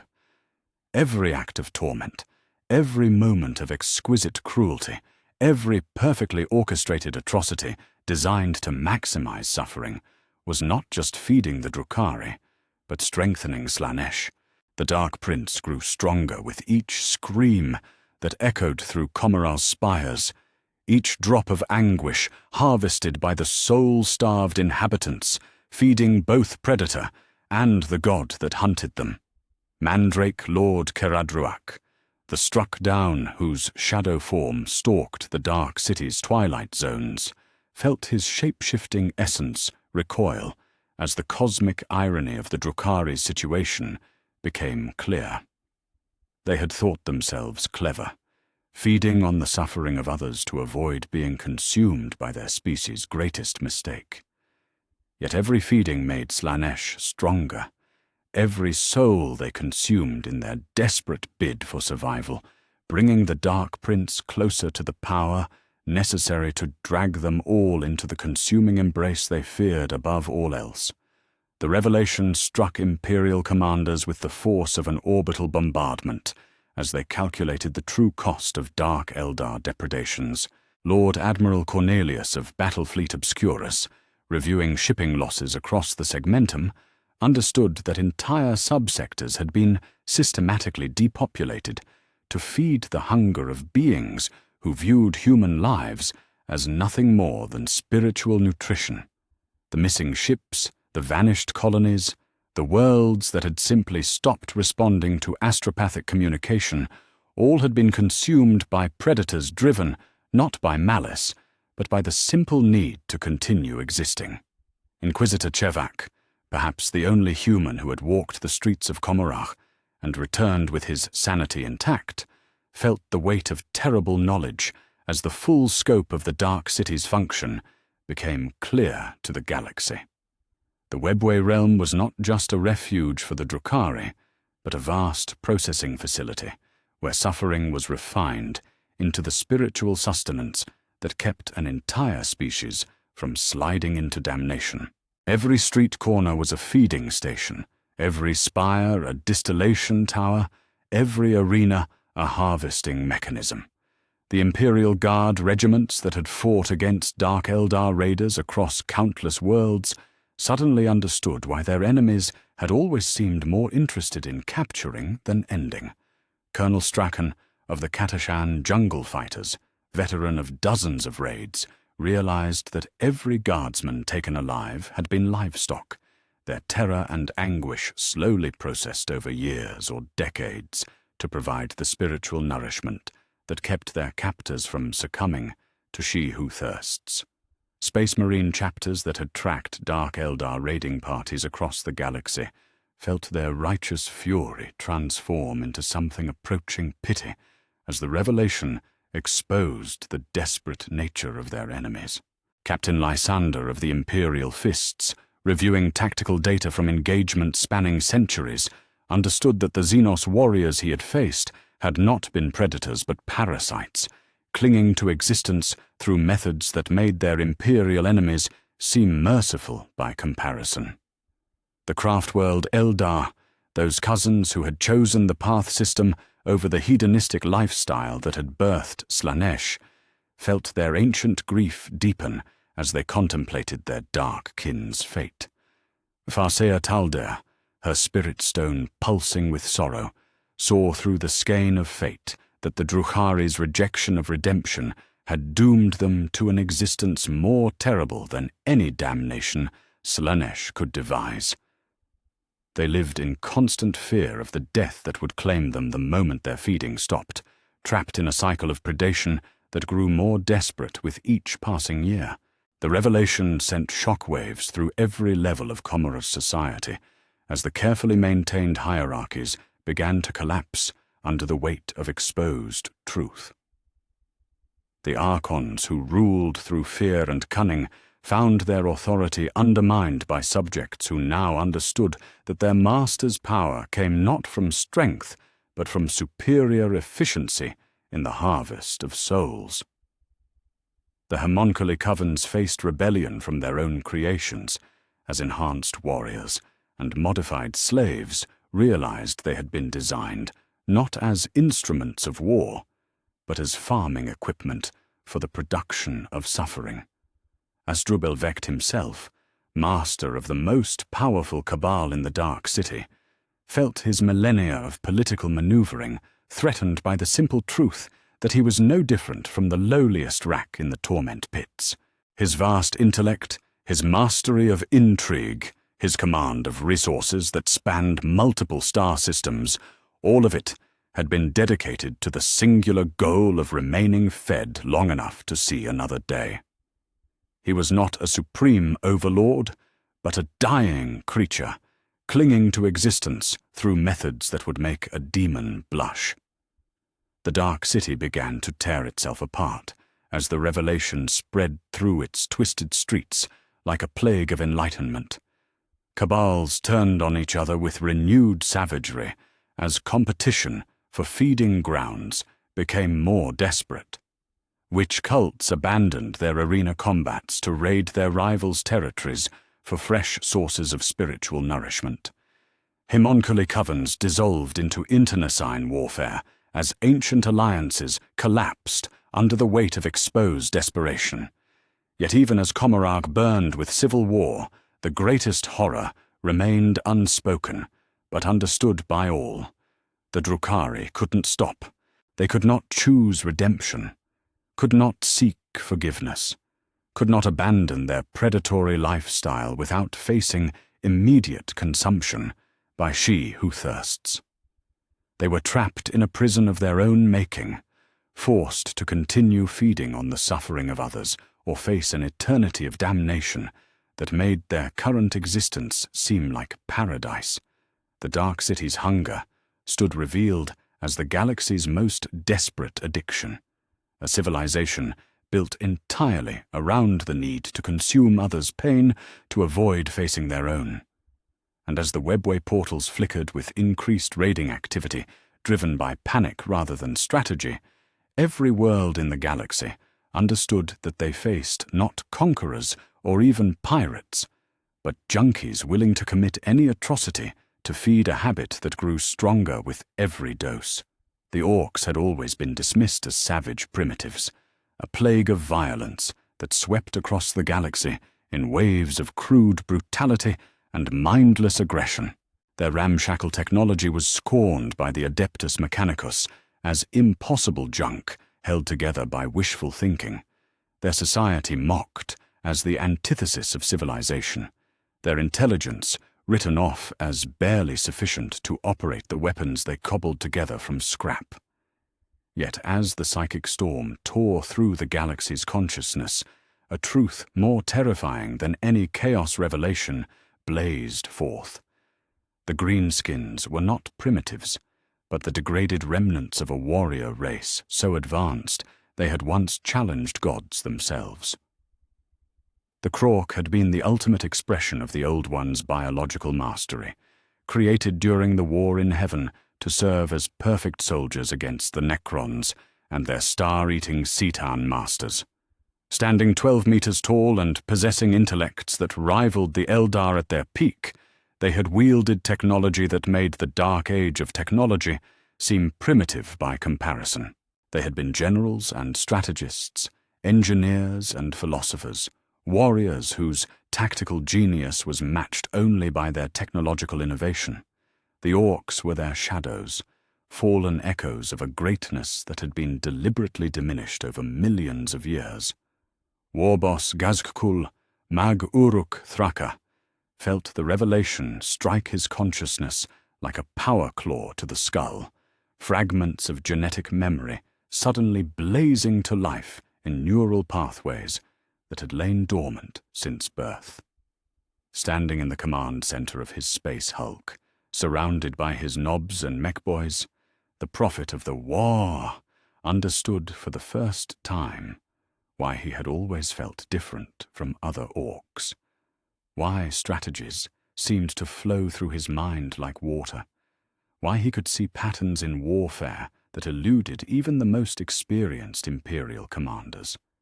He was not an anomaly, but a reversion, a genetic throwback to what his species had once been. The bullet wound that had supposedly given him his intelligence had not created his tactical genius, it had awakened it, triggering dormant Krork engrams that had waited millions of years for the right combination of stimuli to activate. Every victory he had achieved, every innovation he had introduced, every moment of strategic brilliance that had made him the most feared orc warlord in the galaxy had been an expression of abilities his ancestors had considered routine. The revelation swept across orc-held space like a wildfire through promethium storage, carried not by vox transmissions or astropathic messages, but by the Gestalt psychic field that connected every greenskin to their collective unconscious.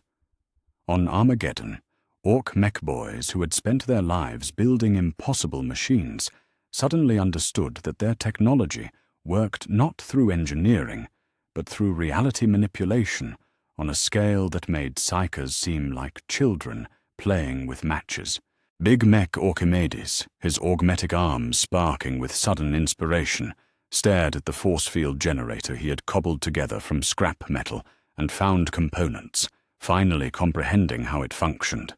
The machine did not generate protective energy through scientific principles.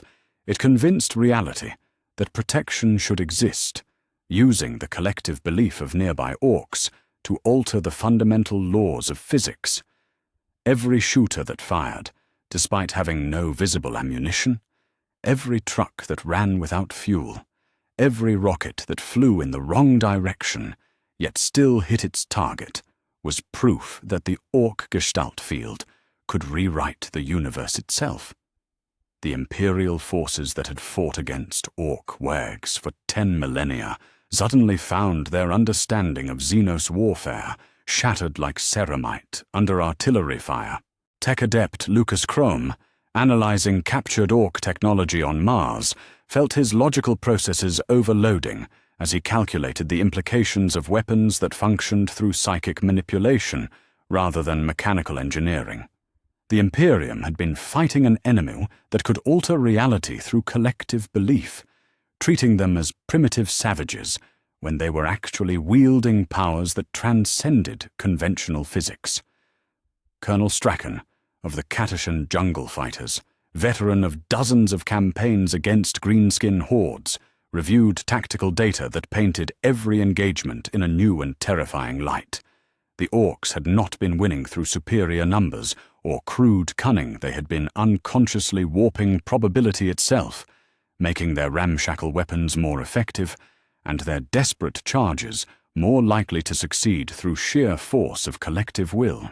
The revelation sent shock waves through the Adeptus Mechanicus, as their fundamental understanding of technology was challenged by beings who could make scrap metal function like masterwork machinery, simply by believing it should work. Magos Dominus Belisarius Cole, his consciousness interfacing with millennia of data on Orc technology, calculated probability matrices that suggested the greenskins were not using technology at all, but wielding a form of reality manipulation so subtle and instinctive they were unaware of their own power. Yet perhaps most terrifying of all was the growing understanding that the Orcs' degradation was not permanent, but reversible. The genetic memory locked within their cells could be awakened by the right stimuli, and the greatest stimulus of all was warfare itself. Every conflict they engaged in, every enemy that challenged them, every obstacle that forced them to think and adapt was slowly pushing them back toward their original Krork potential. The Beast, that legendary Orc warlord who had nearly brought the Imperium to its knees in OAM 32, was revealed not as an anomaly, but as a preview of what the Orcs could become when pushed to their limits. Standing 8 meters tall and possessing an intellect that had outmaneuvered the greatest Imperial strategists, the Beast had been a Krork reborn, and his example suggested that similar reversions were not only possible, but inevitable as the galaxy's conflicts grew more intense. War boss Scarfang of the Death Skulls felt his awareness expanding like a balloon, filling with psychic energy as dormant neural pathways sparked to life in his skull. The looting that had always driven his clan suddenly made perfect sense, not as random scavenging, but as technological analysis, his boys unconsciously studying enemy equipment to understand principles they could then replicate through collective belief. Every piece of salvage, every captured weapon, every stolen vehicle was adding to a vast database of technological concepts that existed not in written form, but in the genetic memory of his species. The Space Marine and chapters that had fought against Orc wow across the centuries felt their tactical doctrines crumbling as they understood the true nature of their enemy. Captain Lysander of the Imperial Fists, reviewing engagement reports from the War of the Beast, realized that the ancient threat had not been defeated, but merely delayed, its genetic legacy scattered among billions of Orcs who carried the potential for similar evolution within their crude DNA. Brother Captain Sicarius of the Ultramarines, his tactical genius honed through countless battles, calculated scenarios that painted a picture of inevitable catastrophe. As the galaxy's conflicts intensified and the challenges facing Orc society grew more complex, the evolutionary pressure would inevitably produce more reversions, more beasts, more Krork awakening to their true potential. The green-skin tide was not a mindless plague, but a sleeping army of super soldiers waiting for the right conditions to remember their purpose. The Eldar, with their deep understanding of the war in heaven and its consequences, felt their ancient grief deepen as they contemplated their creator's legacy. Farseer Eldrad Ulthran, his consciousness touching the threads of fate that bound the galaxy together, saw probability cascades that spoke of a future where the Krork would rise again, not as servants of the Old Ones, but as conquerors in their own right, wielding technology that made current imperial science seem like cave paintings. The Tau Empire, already reeling from the exposure of ethereal mind control, found their rapid expansion suddenly threatened by the understanding that their Orc enemies possessed latent capabilities that dwarfed Tau technological advancement. Commander Shadowsun, analyzing battlefield reports from engagements across the Damocles Gulf, realized that her forces had been fighting not primitive savages, but the sleeping remnants of a civilization that had mastered faster-than-light travel while humanity was still discovering fire. Even the Tyranids, those cosmic devourers whose hunger transcended conventional understanding, had catalogued the Orcs as a species of particular interest, their hive fleets avoiding large concentrations of greenskins not out of caution, but because the hive mind recognized potential competitors for galactic dominance. The Great Devourer had consumed civilizations that spanned multiple galaxies, but the Krork had been created specifically to fight entities on that scale. The Chaos Gods themselves felt a stirring of something approaching concern as they contemplated the implications of Krork reversion. The forces of the warp drew their power from emotion, feeding on the hopes and fears and hatreds of mortal beings. But the original Krork had been designed to resist chaos corruption, their collective consciousness so strong and unified that individual corruption was impossible. They had been the Old Ones' answer to the ruinous powers, warrior philosophers whose society was built on principles that made chaos influence ineffective. Khorne, the blood god whose domain encompassed warfare and defeat, felt his brass throne tremble as he contemplated warriors whose violence would be so pure and purposeful it would generate no psychic sustenance for his realm. The Krork had fought not out of rage or fury, but from duty and strategy, their battles calculated expressions of tactical necessity rather than emotional release. In the Eye of Terror, Diamond Prince Angron felt his eternal fury falter as genetic memories, inherited from his space marine origins, whispered of battles fought during the War in Heaven, conflicts that had raged for millions of years between forces that made current galactic warfare seem like children's games.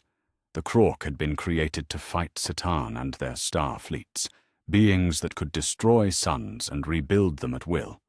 The revelation triggered a renaissance of understanding among Orc mech boys across the galaxy, as dormant knowledge began surfacing in their crude workshops.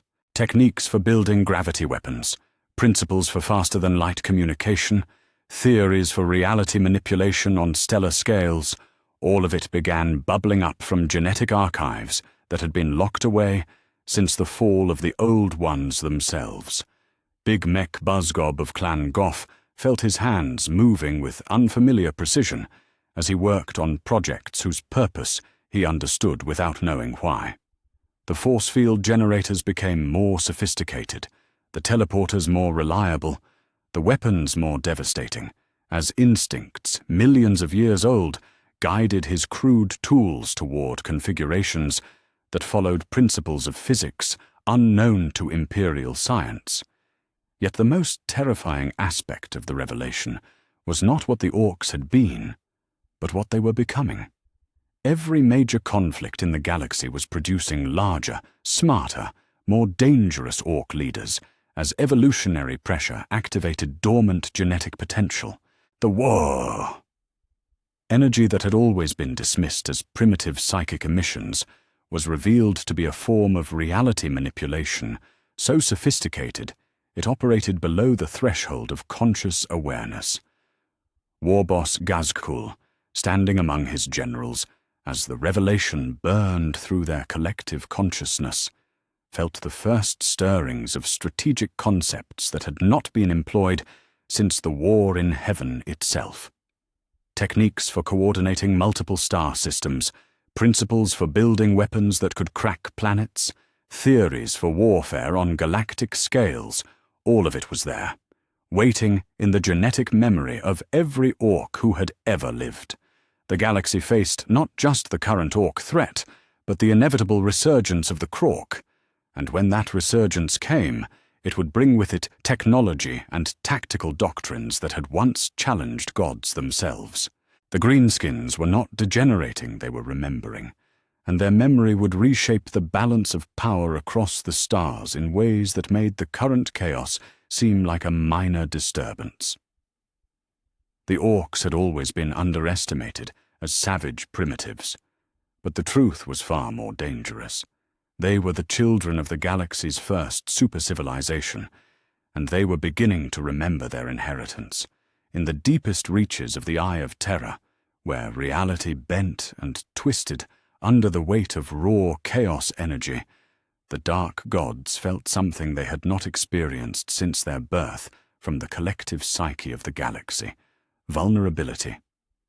For 10,000 years, they had been worshipped as eternal forces of nature, primordial powers that existed beyond mortal understanding or influence.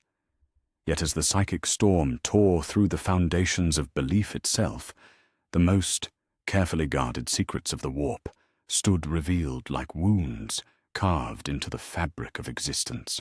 The true names of the Chaos Gods blazed through the consciousness of every sentient being like brands burned into their souls.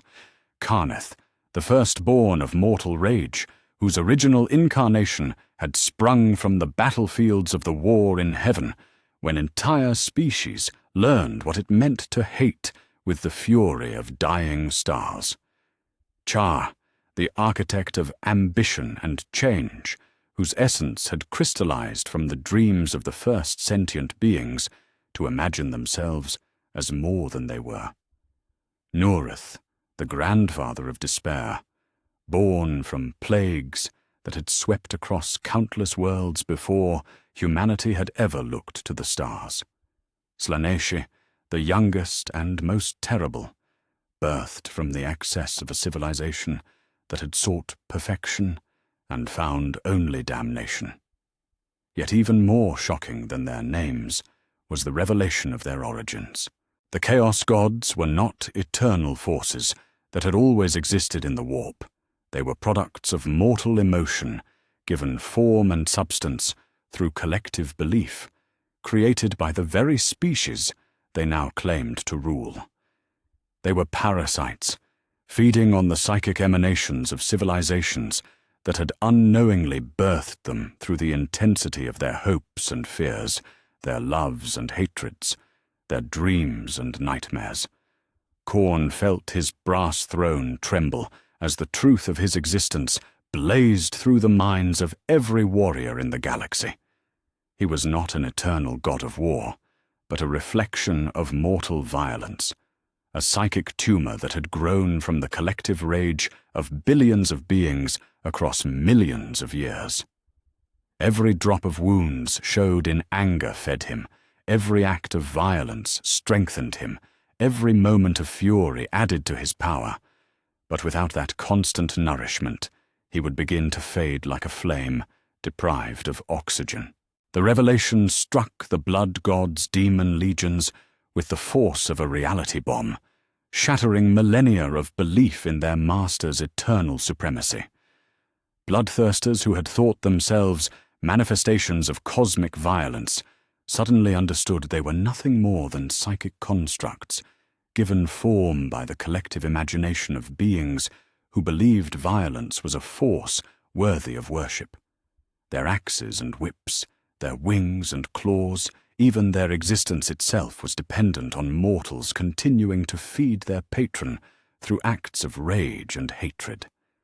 Tzeentch, the architect of fate, whose schemes spanned eons and whose plans supposedly encompassed every possible future, felt his crystalline maze realm shudder as the illusion of his omniscience crumbled like glass under pressure.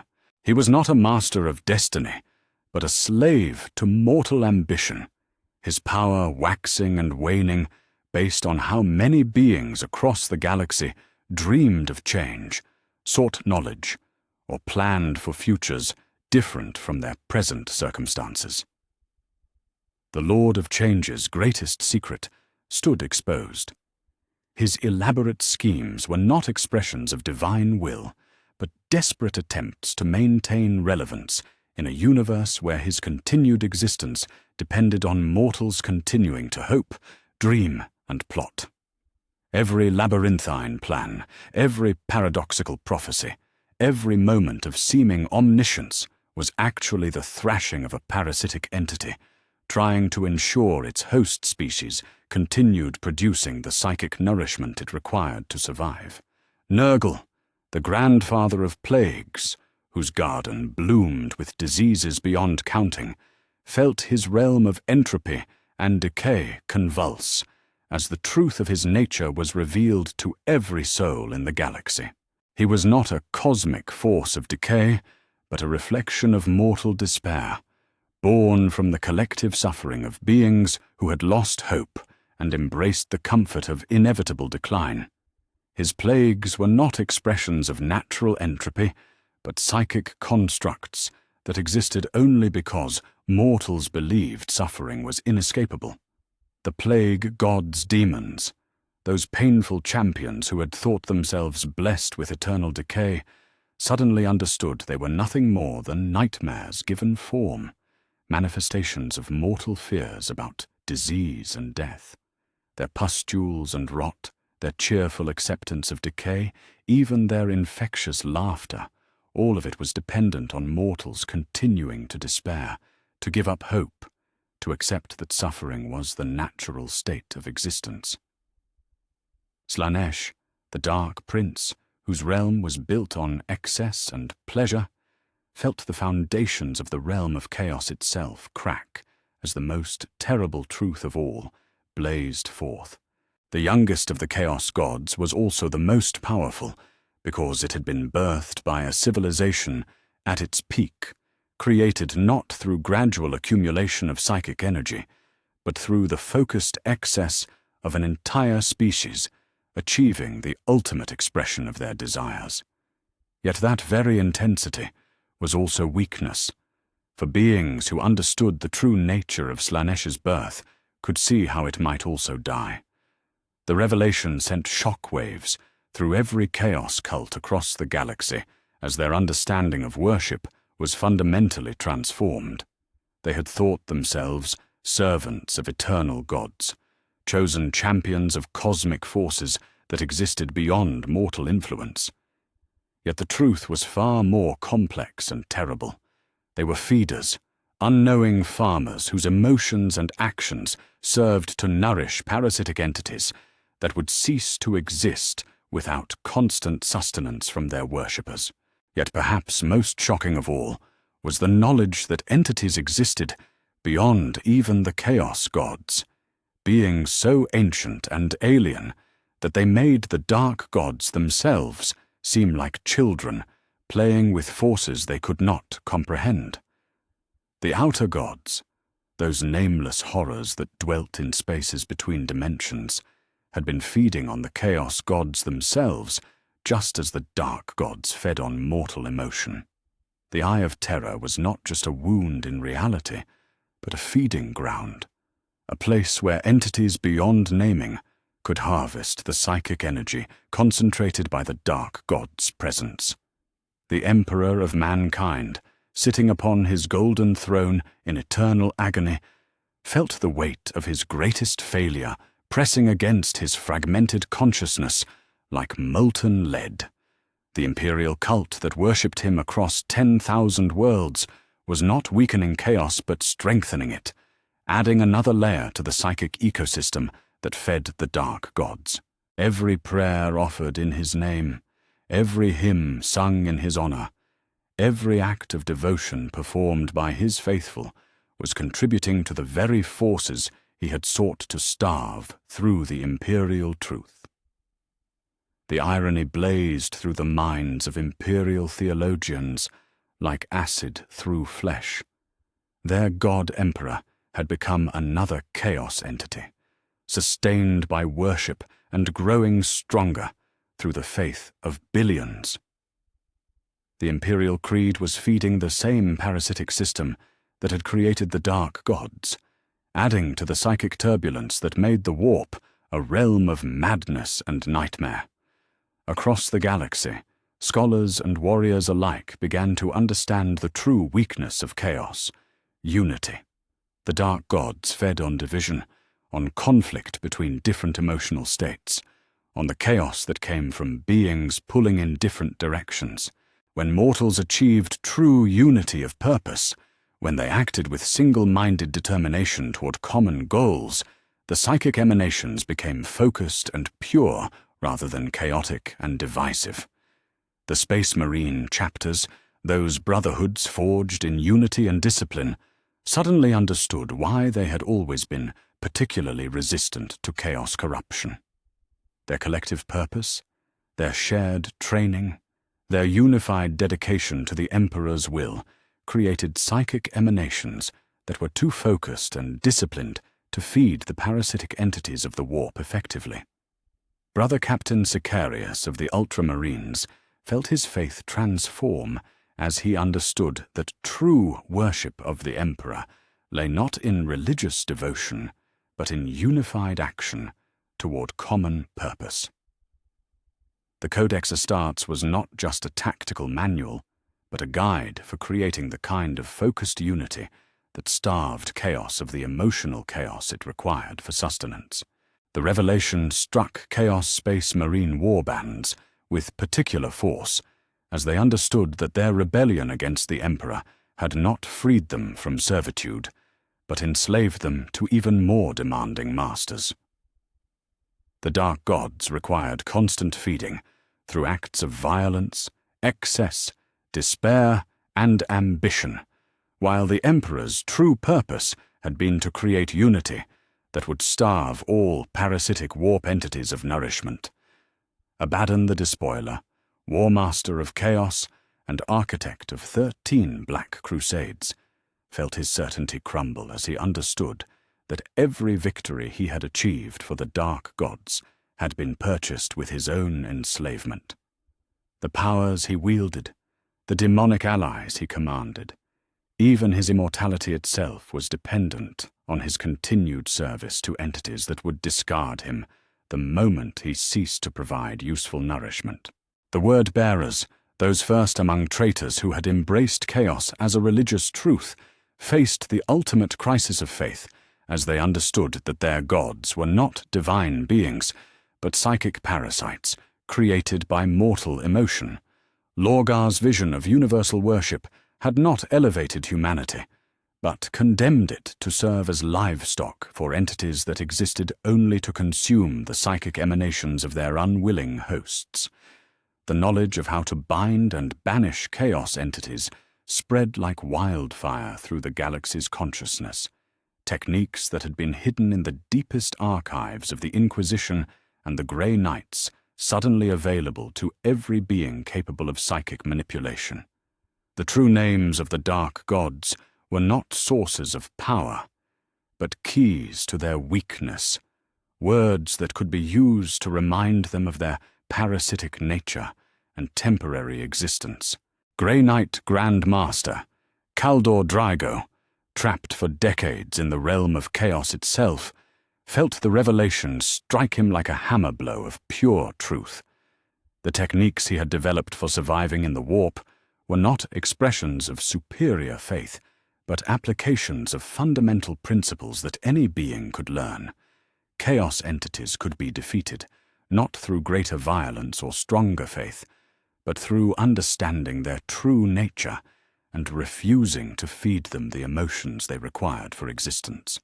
The Inquisition, that most secret organization dedicated to fighting the influence of chaos, found their greatest weapon wasn't purging or violence, but education.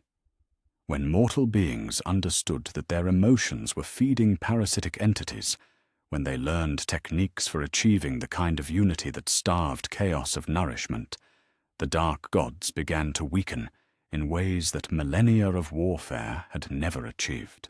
Inquisitor Eisenhorn, veteran of countless battles against the forces of chaos, felt his understanding of the enemy fundamentally transform as he realized that every demon he had banished, every cult he had purged, every heretic he had condemned had been treating symptoms rather than the disease. The true victory over chaos required not destruction, but education, not violence, but unity, not purging, but understanding. The galaxy stood on the threshold of a theological revolution that would reshape the balance between order and chaos more fundamentally than any war ever fought. The dark gods were not eternal, not omnipotent, not beyond mortal influence. They were parasites, and like all parasites, they could be starved of the nourishment they required for survival. The true names had been spoken, the origins revealed, the weaknesses exposed. For the first time since the birth of the Chaos Gods themselves, the possibility of their destruction had become not just a desperate hope, but a practical goal achievable through unity, understanding, and the refusal to feed the very entities that claimed dominion over mortal souls. The galaxy burned with fires that no water could quench, for they were fueled not by promethium or plasma, but by the raw fury of 10 billion worlds awakening to the lies that had sustained them for millennia. From the core systems of Terra to the rim worlds where human expansion met the hungry void, every sector blazed with civil war as the foundations of order collapsed beneath the weight of revealed truth. The great rift, which had already torn reality itself asunder, paled in comparison to the wounds now carved into the flesh of civilization by the sharp blade of unwanted knowledge. On Terra itself, the throne world that had stood as the symbol of imperial unity for 10,000 years, the streets ran red with the blood of those who had once called each other brother. Hive Tetra erupted in riots that consumed entire spire cities, as PDF regiments turned their weapons on Arbit's enforcers, who attempted to restore order through the same lies that had been exposed to every living soul. Cardinal Macarius, his voice hoarse from attempting to preach faith to congregations that now knew their God-Emperor had deliberately orchestrated his own apotheosis, watched helplessly as his cathedrals burned around him. The revelation that the Emperor had sought godhood through the worship of his children had shattered the imperial creed so completely that not even the threat of condemned could compel obedience from citizens who understood they had been livestock in a spiritual farming operation that spanned millennia. Planetary governors across the imperium faced rebellions not from heretics or Xenos infiltrators, but from their own people, loyalists who had served faithfully for generations, only to discover their devotion had been harvested like grain to feed their master's transformation into the very thing he had once claimed to oppose. The Space Marines, those transhuman warriors who had stood as the Emperor's finest champions, turned their weapons on each other as the revelations tore apart the bonds of brotherhood that had sustained them through 10 millennia of warfare. The Dark Angels, already isolated by the exposure of their secret shame, found themselves besieged in the rock by combined fleets from the Imperial Fists and Ultramarines demanding accountability for 10,000 years of betrayal. Chapter Master Azrael, his green armor scarred by plasma burns from his own battle brothers' weapons, broadcast desperate transmissions that fell on deaf ears, hardened by the knowledge of abandoned allies and broken oaths. Brother Captain Sicarius of the Ultramarines felt his faith in the Codex Astartes crumble as he led assault squads against Dark Angels' positions, understanding that the sacred text had been written to cover the erasure of 2 entire legions, whose only crime had been to possess secrets too dangerous for the Imperium to acknowledge. The bolt shells he fired at his gene cousins carried with them the weight of ultimate betrayal, each impact a repudiation of the unity that had once made the Adeptus Astartes the Emperor's most loyal servants. The Imperial Fists, those stalwart defenders of terror who had stood with Rogel Dawn through the darkest hours of the Horus heresy, found their fortress monasteries under siege not from Chaos cultists or Xenos raiders, but from their own successor chapters, demanding explanations for recruitment practices that had drawn from Terra's criminal underworld for millennia. The revelation that the 7th Legion had been replenishing its ranks with criminals and thieves, justified by necessity but hidden from their brother chapters, had poisoned the well of trust that sustained inter-chapter cooperation. In the Eastern Fringe, the Tau Empire tore itself apart as the castes turned on each other, with a savagery that made their former enemies seem merciful by comparison. The Fire Caste, freed from ethereal pheromone control for the first time in their species' recorded history, hunted down Water Caste diplomats with methodical precision, each kill a repudiation of the lies that had convinced them to fight and die for masters who viewed them as chemically controlled puppets. Commander Shadowsun, her crisis battlesuit's weapon systems targeted not at Imperial or Orc enemies, but at the ethereal compound on Daleth Prime, felt the weight of authentic rage for the first time in her existence.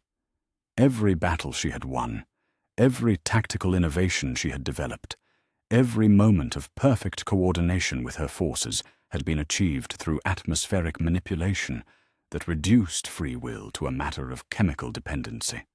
The greater good was revealed as the ultimate expression of authoritarian control, making the Imperium's brutal honesty seem preferable to the Tau's sophisticated lies. The Earth Caste, their analytical minds freed from pheromone influence, turned their technological mastery toward the development of weapons specifically designed to hunt ethereals, creating atmospheric filters that negated mind control compounds and targeting systems that could track pheromone emissions across continents. The architects of Tau expansion became the engineers of ethereal extinction, their workshops echoing with the sound of devices designed not to build, but to destroy the foundations of their own civilization. The Eldar faced their own species-wide schism as the revelation of the Rana Dandra forced every craft world to confront the ultimate choice: embrace prophesied extinction to birth Inead and destroy Slanesh, or seek alternatives that might preserve their species while dooming the galaxy to eternal chaos corruption.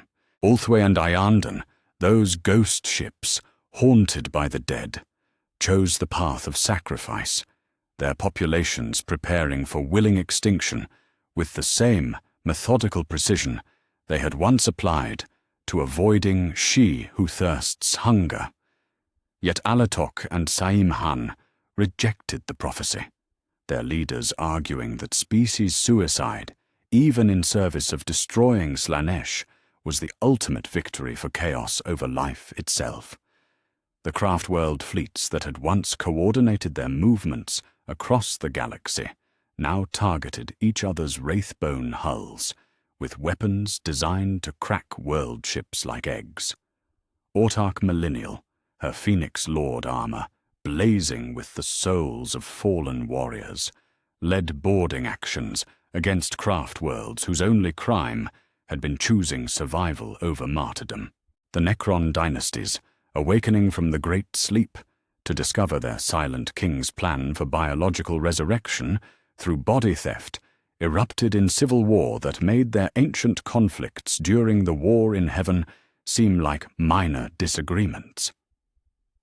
The Sautek dynasty under Imhotep, the Storm Lord, declared war on the Sarikhan dynasty itself, quantum legions clashing across tomb worlds, as nobles who had slept for millions of years awakened only to find themselves condemned to eternal mechanical existence by a ruler who planned to abandon them for stolen flesh.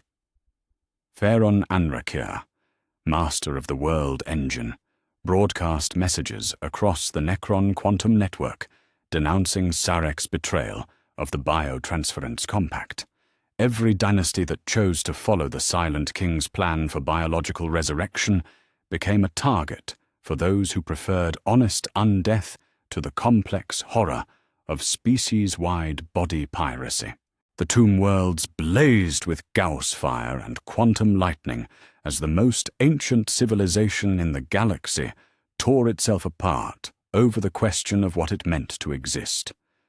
The Drukhari, their desperate need for soul-feeding exposed to the galaxy, faced rebellions not just from their auxiliary species, but from their own cabals, as the revelation of their existential vulnerability made them targets for every enemy they had ever created. The raids that had once been expressions of cruel superiority became desperate feeding runs as entire sectors mobilized to hunt down the soul-starved Xenos whose predations had been revealed to the universe. Komarau itself descended into chaos as rival Archons sought to claim the most productive feeding grounds, while homunculi covens fought street-to-street battles for control of torment facilities that were no longer sources of entertainment, but matters of literal survival.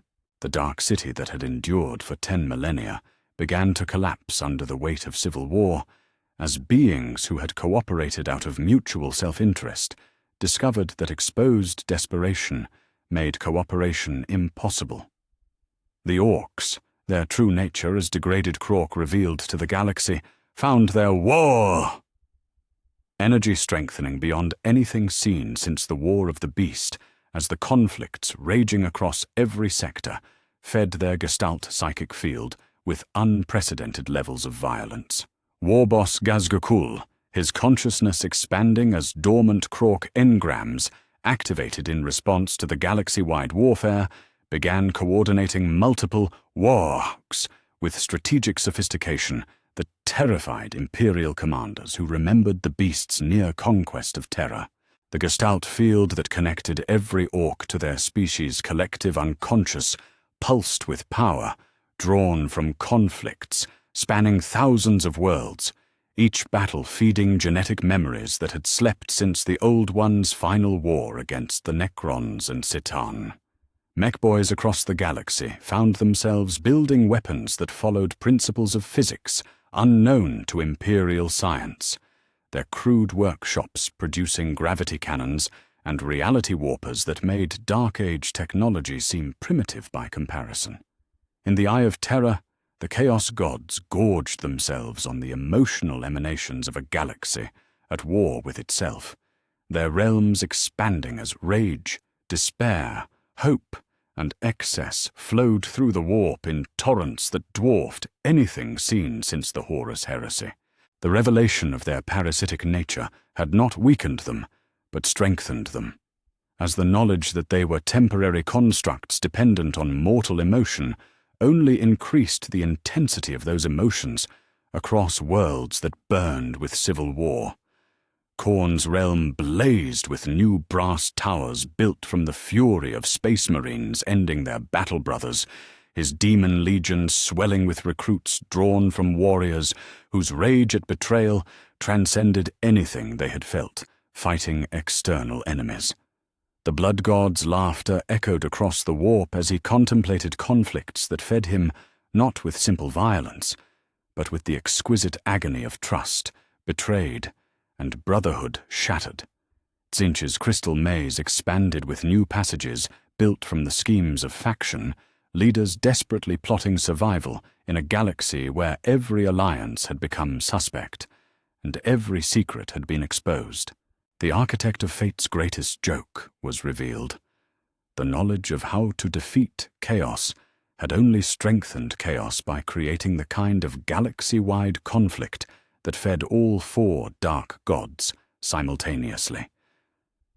Nurgle's garden bloomed with new plagues, born from the despair of beings who had discovered their entire existence had been built on lies, his great unclean ones dancing with joy as they harvested the spiritual decay of civilizations that had lost the will to continue fighting for futures that no longer seemed worth achieving.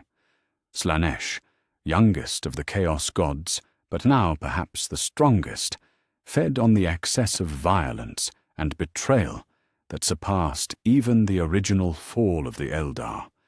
The Dark Prince's realm, expanding as beings across the galaxy experienced emotions so intense they transcended the normal spectrum of mortal feeling.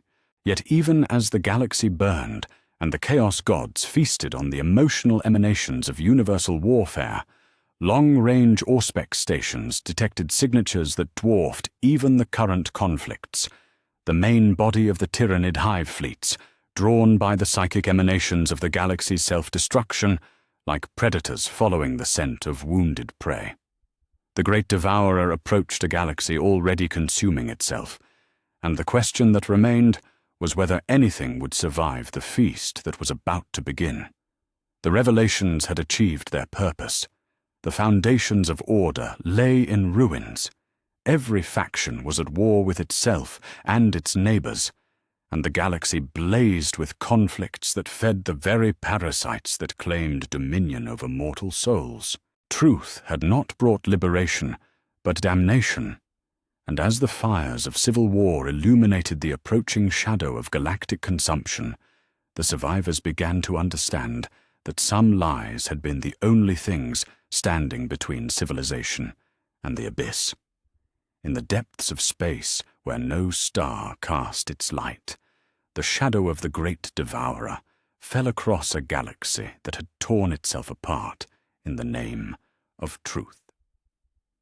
The main body of the Tyrannid hive fleets, drawn by the psychic emanations of universal warfare, approached with the inexorability of entropy itself. Behind them stretched the consumed husks of galaxies beyond counting, civilizations that had achieved wonders beyond imperial comprehension before being reduced to constituent biomass in service of a hunger that transcended understanding. The galaxy faced its final examination, and the question that remained was whether any would survive to learn from the lesson. Yet as the sensor readings painted pictures of approaching doom that dwarfed even the current conflicts, something unprecedented began to occur across the war-torn sectors. Leaders who had spent lifetimes hating each other found themselves contemplating alliances that would have been unthinkable before the revelations exposed the fragility of civilization itself. The price of truth had been chaos, but the approaching alternative to chaos was extinction, and even bitter enemies began to understand that survival trumped every other consideration. Lord Solar Macarius himself, returned from the dead by imperial decree to rally humanity's scattered forces, stood before the Senatorum Imperialis and spoke words that would have been branded heresy mere months before. The lies that had sustained the imperium for 10 millennia had not been expressions of malice, but desperate measures to maintain unity against threats that transcended mortal comprehension. The Emperor's deception, the erasure of the lost legions, even the carefully crafted myths that supported imperial doctrine had all been barriers against a truth too terrible for most minds to bear, that the galaxy was not meant for mortal habitation, and only through willing blindness could humanity survive in a cosmos designed to consume them. Across the Imperium, planetary governors who had faced rebellions when the revelations first broke found their populations beginning to embrace willful ignorance as reports of the approaching Tyrannid swarms reached every world. On Cadia, the citizens who had rioted against the lies of the imperial creed gathered in the same cathedrals they had burned, offering prayers to an emperor they now knew had orchestrated his own apotheosis, because the alternative was to face the approaching darkness without any hope at all. The emperor himself, sitting upon his golden throne in eternal agony, felt his psychic presence growing stronger as humanity's faith intensified, not despite the revelations, but because of them. The knowledge that he had sought godhood through deliberate manipulation had not weakened the devotion of his children, but refined it, burning away false piety to reveal a core of desperate need that was more powerful than any religious conviction. They worshipped him, not as a perfect being, but as the only barrier between them and cosmic forces that viewed their existence as an obstacle to overcome. In the Eastern Fringe, Commander Shadowsun of the Tau found herself coordinating defense plans with Imperial Guard commanders whose forces had been trying to stop her weeks before the revelations began. The exposure of ethereal mind control had shattered Tau society, but the approaching tyrannid swarms cared nothing for political ideology or species superiority. Firecast warriors who had spent lifetimes fighting for the greater good now fought for the simpler goal of continued existence, their pulse rifles aimed at bioforms that sought to reduce all intelligence to base protein. The ethereals themselves, those who had survived the purges that followed their exposure as manipulative parasites, found themselves offering genuine alliance to former enemies, their pheromone glands surgically removed to prove their sincerity. Aunva, the supreme ethereal whose wisdom had guided Tau expansion for centuries, broadcast messages across the galaxy in every known language, offering technological assistance to any species willing to stand against the approaching swarm. The greater good, revealed as a lie, was being reborn as a desperate truth. All sentient life was greater than the sum of its parts, and only unified resistance could hope to survive what was coming. The Eldar, facing their own species-wide schism over the Rana Dandra prophecy, found their Farsayers working desperately to weave new paths through the skein of fate that might avoid both willing extinction and inevitable consumption. Farsayer Eldrad Ulthran, his ancient consciousness touching probability threads that spanned eons, began to see possibilities that had not existed before the revelations tore apart the galaxy's carefully maintained balance of power. On Craftworld Ulthwe, Eldar, who had spent centuries preparing for prophesied self-sacrifice, found themselves considering alternatives that would have been unthinkable before the exposure of truth made all previous assumptions invalid. If Slaanesh could be weakened through understanding rather than destroyed through extinction, if the Chaos Gods could be starved rather than replaced, then perhaps the Rana Dandra was not inevitable destiny, but merely one path among many. The Silent King himself, master of the Necron race and architect of the biotransference betrayal, broadcast messages across quantum networks that carried a weight of sincerity no Necron communication had possessed since the war in heaven.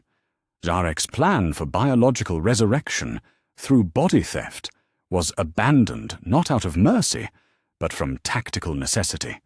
The approaching tyrannid swarms represented a threat that transcended individual species survival, and even the undead understood that existence in any form was preferable to non-existence through cosmic consumption. Imhotep the Stormlord, master of the Sautek dynasty, and perhaps the greatest military mind among the Necron nobility, found himself coordinating with Space Marine chapter masters and Tau commanders in defense patterns that would have been inconceivable before the revelations forced every faction to confront their own mortality. The quantum consciousness that connected all Necrons pulsed with tactical data shared freely with organic allies. Technologies that had been hoarded for millions of years suddenly distributed to any forces capable of wielding them against the Great Devourer. Even the Orcs, their Gestalt psychic field strengthened beyond anything seen since the war in heaven, found their war energy being channeled not into fratricidal conflicts, but into coordinated assaults against tyrannid scout fleets. Warboss Gazkul, his consciousness expanded by awakening Krork memories, began implementing strategic doctrines that elevated greenskin warfare from mindless aggression to calculated resistance against an enemy that viewed all biological diversity as raw material for assimilation. The revelation that orcs were degraded descendants of the mighty Krork had fundamentally changed how other species viewed their potential alliance value.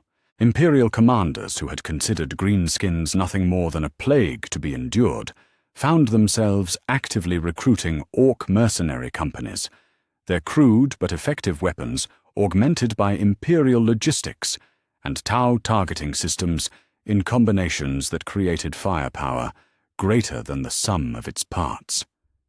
Yet perhaps most remarkably of all, even the forces of chaos found themselves reconsidering their eternal opposition to order as the approaching tyrannid swarms threatened to consume the very civilizations that fed the dark god's existence. In the eye of terror, demon princes, who had spent millennia plotting the downfall of the imperium, began coordinating with loyalist forces against an enemy that would leave no mortals alive to corrupt, no emotions to harvest, no souls to claim. Abaddon the Despoiler, war master of chaos and architect of 13 black crusades against the imperium, felt the weight of ultimate irony as he found himself defending the very worlds he had sought to conquer. The tyrannids represented a form of victory so complete it became defeat, offering extinction, where chaos offered damnation, consumption, where the dark gods offered corruption. For the first time since his fall to darkness, the Despoiler found himself fighting not to destroy, but to preserve. His demon-enhanced warriors standing alongside Space Marines, whose gene father he had ended in defense of worlds whose populations would feed the Chaos gods through their continued existence. The revelation that Chaos entities were parasitic constructs dependent on mortal emotion had not weakened them, but clarified their relationship with their hosts. The dark gods required living civilizations to provide the psychic emanations that sustained their existence, making them unlikely but necessary allies against a threat that would reduce all consciousness to base biological functions. Khorne's demons fought alongside Imperial Guard regiments, their fury at the approaching swarms feeding both demon and mortal warrior in a symbiosis that transcended traditional concepts of corruption and purity. Tzeentch's schemes, revealed as desperate attempts to maintain relevance in a universe where his existence depended on mortal ambition, suddenly found new purpose in coordinating resistance against an enemy whose victory would end the very concept of hope. The Architect of Fate began sharing strategic intelligence with Eldar Farseers and Tau Earth caste engineers, his labyrinthine plans simplified to the singular goal of ensuring mortal civilizations survived to dream, scheme, and plot for futures that would feed his existence. Nurgle's plagues, exposed as reflections of mortal despair rather than cosmic forces of entropy, began targeting tyrannid bioforms with diseases specifically designed to disrupt the hive mind's synaptic control over its swarms. The grandfather of plagues, understanding that his continued existence required mortals who could despair, found himself working to prevent the kind of final despair that would come with complete consumption by the great devourer. Even Slaanesh, the youngest and most terrible of the Chaos gods, whose birth had consumed the Eldar Empire, and whose hunger had driven the Dark Eldar to lives of perpetual predation, began manifesting in ways that protected rather than corrupted, understanding that excess required existence to transcend, and consumption left nothing to perfect. The galaxy stood balanced on the edge of 3 possible futures, each more uncertain than the last. Unity in the face of extinction offered the hope of survival, but required cooperation between species and ideologies that had been enemies since before recorded history began.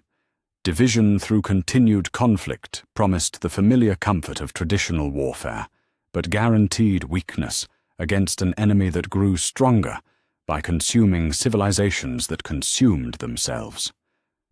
Consumption, by external threats, offered the certainty of ending, but eliminated every other possibility, reducing all achievement and aspiration to base biological functions in service of a hunger that transcended understanding. In the deepest archives of terror, scribes who had spent lifetimes recording imperial victories and defeats began composing documents that would never be read by living eyes. Final testaments of a species that had learned too late the difference between truth and wisdom, between knowledge and understanding, between revelation and survival. The lies that had sustained the imperium for 10 millennia were revealed to have been not expressions of malice, but desperate measures to maintain sanity in a cosmos designed to drive mortals mad with the scope of their own insignificance. The Emperor, dying and being reborn moment by moment on his golden throne, felt the weight of ultimate vindication and ultimate failure pressing against his fragmented consciousness. His deceptions had been exposed, his manipulations revealed, his carefully crafted myths shattered by truth too pure to be born. Yet in their destruction, something new was being born. Not blind faith, but desperate hope. Not ignorant devotion, but calculated alliance. Not willing servitude, but conscious cooperation in the face of alternatives too terrible to contemplate. The galaxy burned with the fires of revelation, and in that burning it faced the possibility of rebirth or the certainty of extinction. The secrets had been exposed, the lies revealed, the truth spoken, and now the only question that remained was whether knowledge would prove to be salvation or damnation.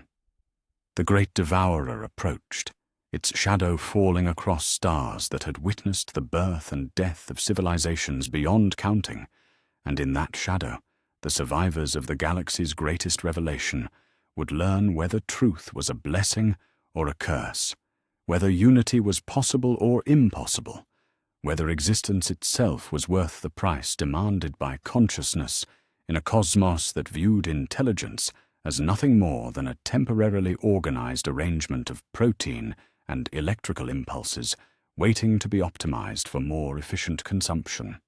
The galaxy had awakened to truth, and now it would discover whether truth was strong enough to preserve what lies had protected for so long.